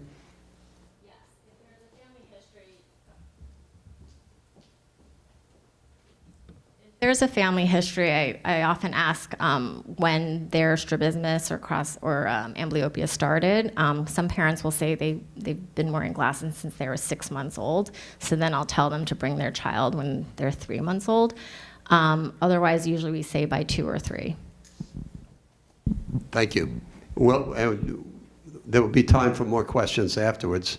And our last speaker of the day was also our third speaker of the day. It's Mike Nissen from Cornell again, and I was corrected. He's actually been on staff for 25 years, and this time he's going to not be speaking about macular degeneration. He's going to be talking about retinal detachments and other treatments for acute retinal disease. Michael? Thank you, Peter. Rub it in on the 25. I'm Michael Nissen again from Cornell Department of Ophthalmology to talk to you about flashes and floaters and more. That's Dr. Odell's title. So the retina is specialized brain tissue that is at the back of the eye. It lines the whole back wall of the eye like a thin layer of tissue paper, and it's specialized brain tissue that's designed to see light and process the light to some extent into an image and send it back into the brain. The vitreous is a gel-like substance that fills the whole back portion of the eye, most of the eye. It's 98% water, and the rest is a collagen connective tissue matrix. A posterior vitreous detachment is an extremely common condition. It's related to age, and vitreous, the gel that fills the back of the eye, separates from the retina. This is a spontaneous event, and it can be very abrupt. Risk factors are age, over 50, so not that old, but very prevalent as you get to 80. Myopia, trauma to the eye, and cataract surgery. So again, this is usually a spontaneous event. Trauma to the eye is not necessary for this. Floaters can be noticed even before a vitreous separation. They're liquefaction of the vitreous, and when you have a vitreous separation, the floaters may suddenly increase. When you look from side to side, the floaters will follow your eye movements, but they'll have a little bit of a lag, so the same way you would spin a snow globe, and then the snow seems to catch up, that's what happens with floaters. Flashes can also happen when the vitreous pulls off the back of the eye. You can't feel anything when you stimulate brain tissue, but when you stimulate the retina, specialized brain tissue, you can have a brief flash. Usually it happens with eye movements. The flashes are pretty dim, so you tend to notice them in dimmer environments, and they're very, very brief. Sometimes when the vitreous pulls off the retina, it can tear a small blood vessel, and you get a vitreous hemorrhage. This will usually result in a very sudden decrease in vision, and the floaters can be very intense. It's important when you have a vitreous separation to see an eye doctor right away. And I usually say call the same day and be seen by the next morning or the next day. And the real importance is to examine for torn retina. About 10% of people who have a symptomatic vitreous separation, so who notice it right away, will actually have a tear. And if you have very intense floaters and a vitreous hemorrhage, then there's a much higher risk of a tear. Examination should consist of a dilated retinal examination to visualize the whole retina to look for tears. The ophthalmologist or optometrist will wear a scope on their head, hold a lens in their hand, and visualize the whole retina. Another way to do it is to sit at a slit lamp, which is maybe a more familiar version of eye exam, and the ophthalmologist or optometrist will hold the lens and examine a lot of the eye. Another thing that is helpful, but should not be the only form of examination, is a wide-angle photograph. So a wide-angle photograph can definitely help to find tears in the retina, and here's a tear in the retina after a vitreous separation. It's a good addition to the examination, but it should not be the only only examination to look for a retinal tear. For vitreous separation, vitreous detachment, no treatment is needed. The floaters will get better within months most of the time, and the flashes don't really cause a problem, even if they might persist. The vitreous hemorrhage is almost always clear, and the retinal tears, though, need to be found, and they need urgent treatment, so that should be treated usually the same day.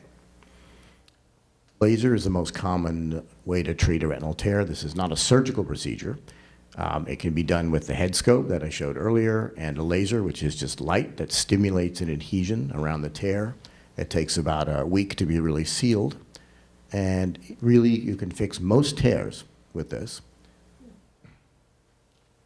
Cryopexy is an older technique, but still very effective. You freeze the wall of the eye, and it creates the same type of adhesion of the retina around the tear, so basically glue that forms around the tear. It's much less common, but it's an excellent treatment still.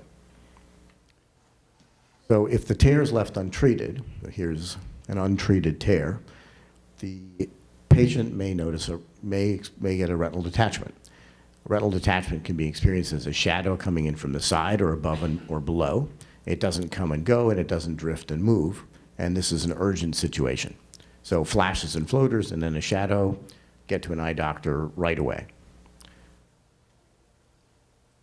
The way that a retinal detachment actually happens is that the fluid, the vitreous, remember, is mostly water, will go through a tear and slowly peel the retina off the wall of the eye. So here's a tear, the fluid's been going through and peeling the retina off the wall of the eye.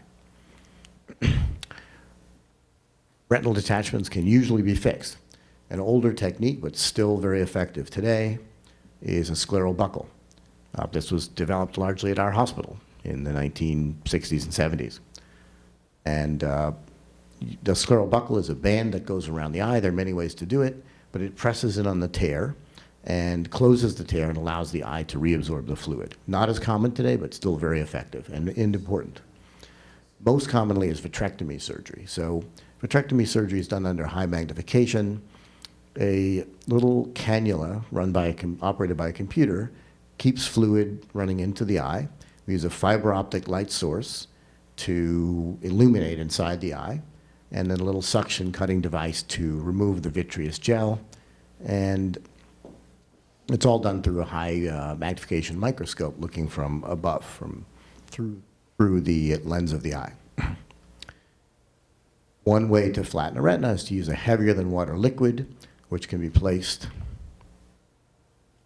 oh, no pointer, but the liquid can be placed into the back of the eye, and it squeegees the fluid forward, and then the fluid can be drained out of the tear. This is a very common way to do it, and how we usually do it at Cornell.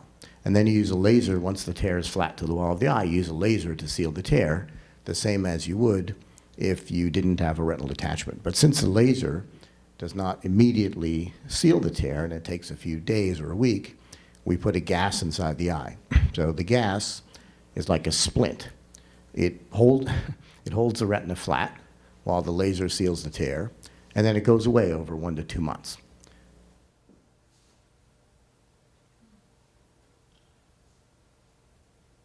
So most retinal detachments can be fixed, but also most can be avoided. So posterior vitreous separation, flashes and floaters, see an eye doctor right away, we can avoid most retinal detachments. Other things I think are important to know, because they can actually be fixed, and maybe they're a little bit underdiagnosed and people avoid fixing them sometimes, are macular pucker. So macular pucker is a scar tissue that forms on the back of the retina, and that scar tissue can actually contract over time the same way a scar would on any kind of wound on the skin to pull a wound together. And when it contracts, it distorts the macula and distorts the vision. So patients may actually see distorted objects in one eye. And with vitrectomy surgery, we remove the vitreous, and then with little micro forceps, actually grab that membrane and peel it off the back of the eye. And if it's done soon enough, and within, say, a matter of months, it can allow the retina to flatten and restore vision. Macular hole can form right in the middle of the retina. This is a spontaneous event, and again, can be fixed with vitrectomy surgery most of the time. The surgery is done by staining the inner retina with a dye, and then peeling off the inner layer of the retina with a microforceps under high magnification. We then fill the eye with gas and ask the patient to look down for the next week, which can be pretty challenging, but we have ways of helping the patients to do it. And the gas closes the hole with a very good restoration of vision, more than 90% of the time.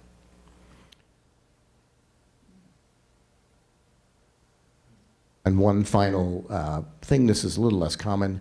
As the vitreous separates, sometimes it remains adherent just to the center of the macula, and it can distort the macula. And we can just do a vitrectomy and separate this vitreous, and these patients recover very good vision.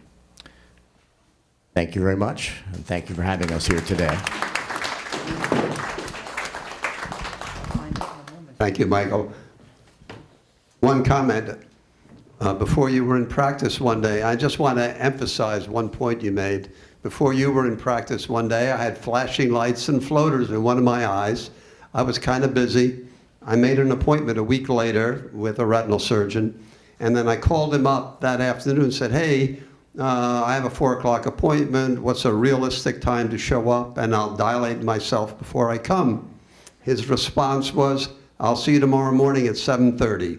So I just want to emphasize the point that Mike was making. When you get flashing lights and floaters, don't dilly-dally. It can really be harmful to dilly-dally. And I'll just also want to add that doctors, because we know just a little too much, often get the worst care.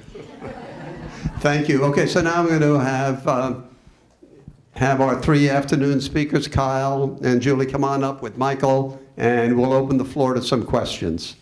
George?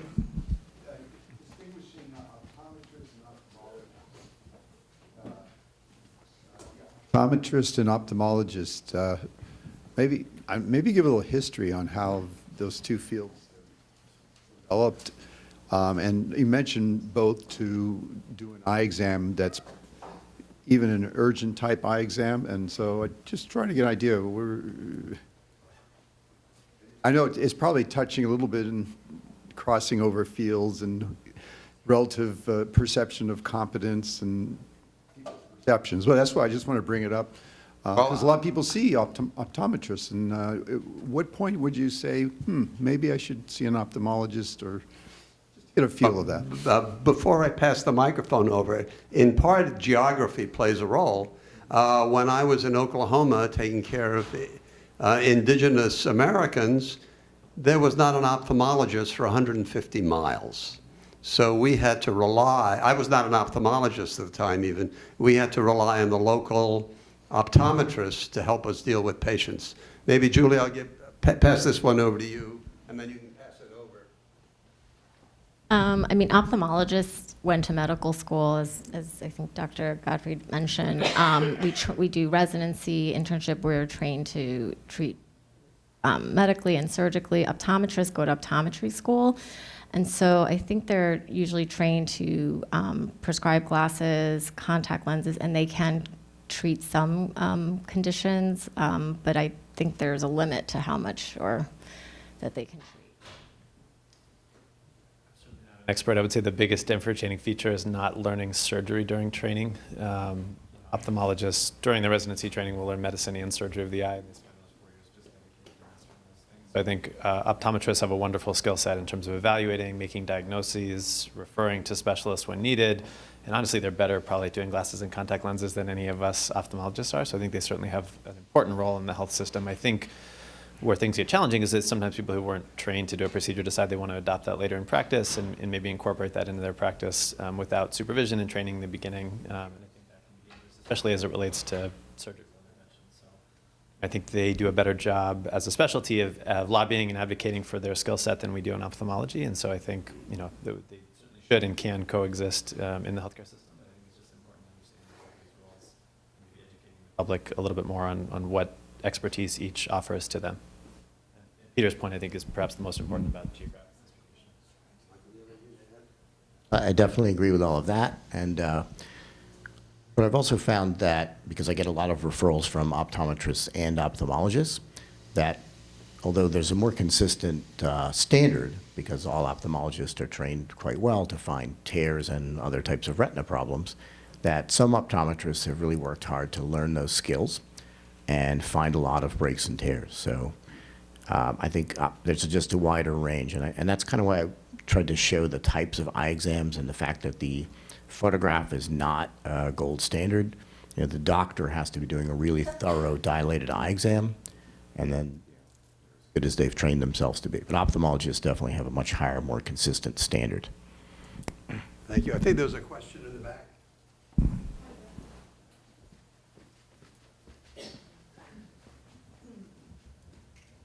Fantastic experience for observer, if you will. I have a torn retina. It happened 10 years ago. I go to a specialist every year for the photograph, which I can show you after this meeting, as well as an exam. But I haven't seen a regular ophthalmologist for a general checkup in that time. So my question is, does the specialist who focuses on the retina do the same thing as a traditional ophthalmologist checkup? No way. We're not interested, and we're not paying attention to the rest of the eye, and you should absolutely have a general ophthalmologist or another type of ophthalmologist or optometrist. We'll be visiting our doctor in Southampton Hospital. Very good. Thank you. Okay. I think Dr. Nissen's actually selling retinologists a little bit short. They actually do look at other parts of the eye, and they do measure pressure. Is there anything that could be done for night blindness? Well, it depends on the reason. I think for people who have things like macular degeneration, who are concerned about seeing better when they drive, it can be pretty difficult. Really, I think driving is where this comes up the most. People want to know if they should wear yellow glasses or different types of things like that. And the answer is, I don't think so. I don't think there's anything, a visual aid that's specific for the night driving. For reading, obviously light, and I think iPads are a tremendous thing for people who have macular causes or retinal causes of decreased vision. iPads have proven to be really helpful. That went out of business. They went out of business. So there was a fantastic device called the Orcam that it didn't improve your vision, but you could clip it to your glasses or hold it, and it would read things to you or recognize faces and identify faces.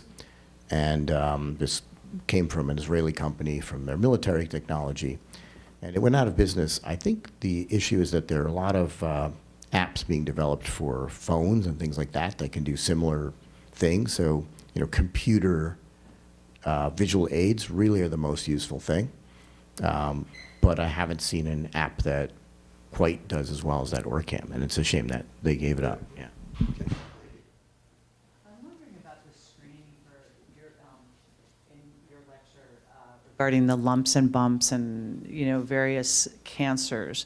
How good do you think dermatologists are at picking up that? And because, you know, for someone like myself who doesn't go to an eye doctor, now I am going to every year.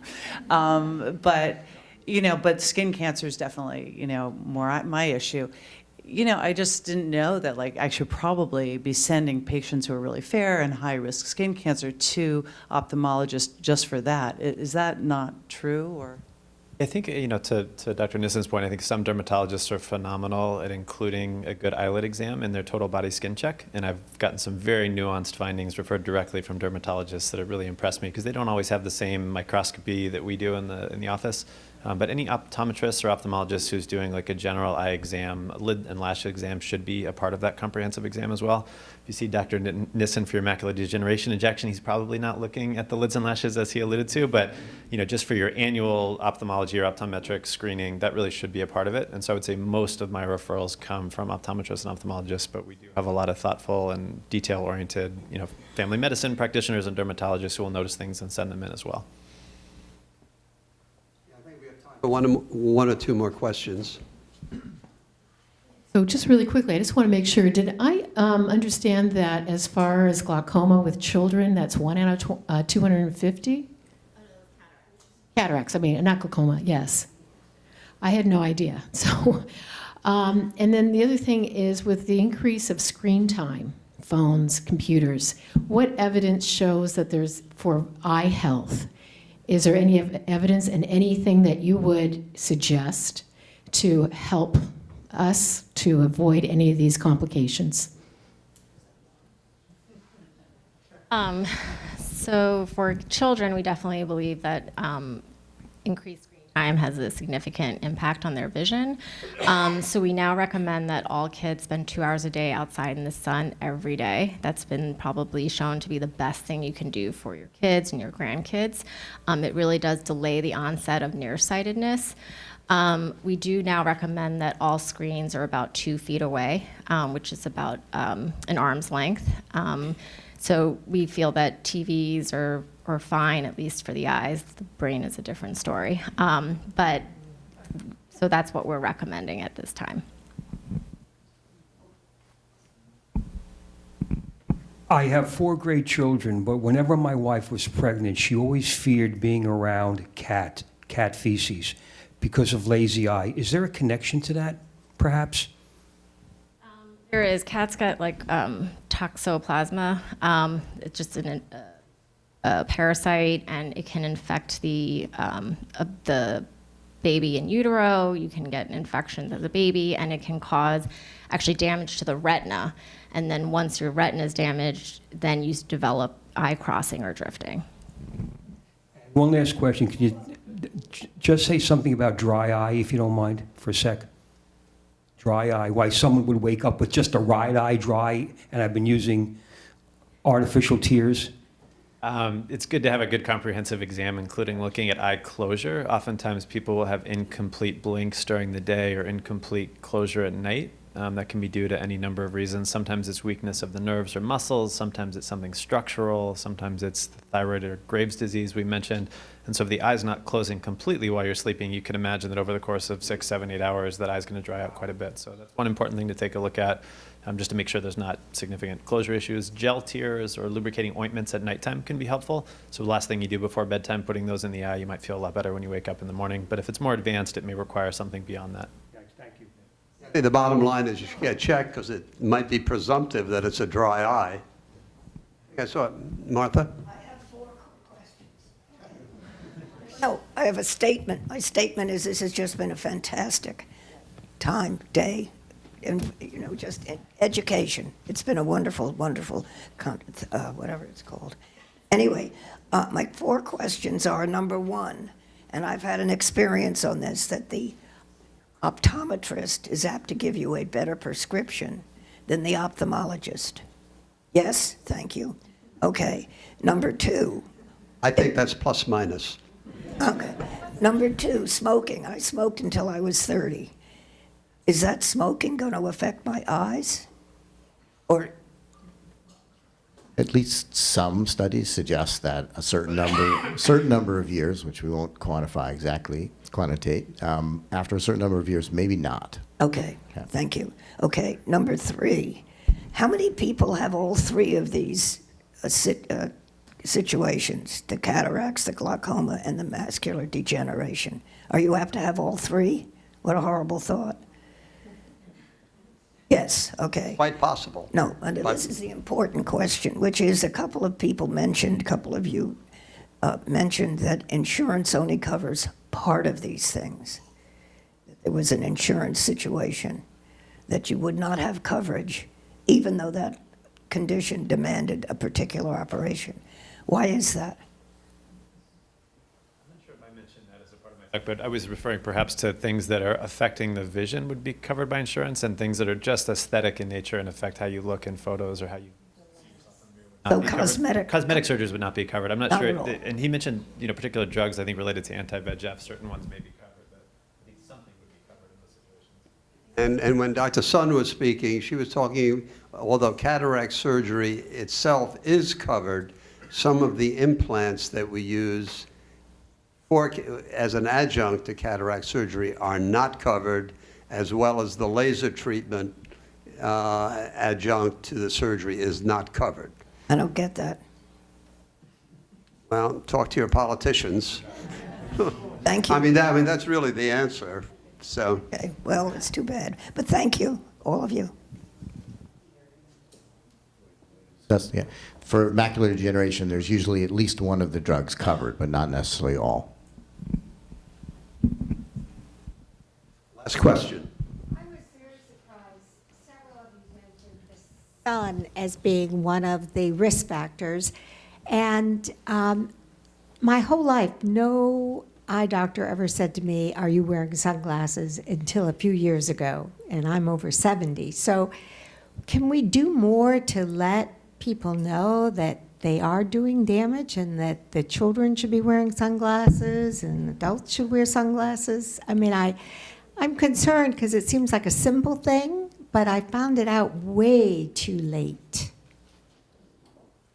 Yeah, that type of thing is a huge problem. I wish people knew more. I wish there were more public health messages out there. Same thing with the vitreous separation. Patients come, I see 4 or 5 a day, and no one ever seems to have heard of it. So just need more public health awareness. Probably these types of things should begin in high school. More knowledge about how to take care of ourselves in general.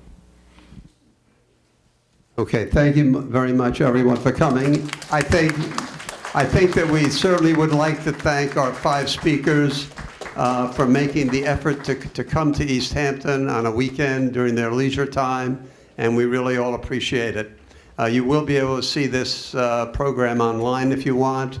If you want to learn more about the foundation, we have booklets there in the back, and we hope this was helpful and instructive. Thank you very much. Have a nice weekend.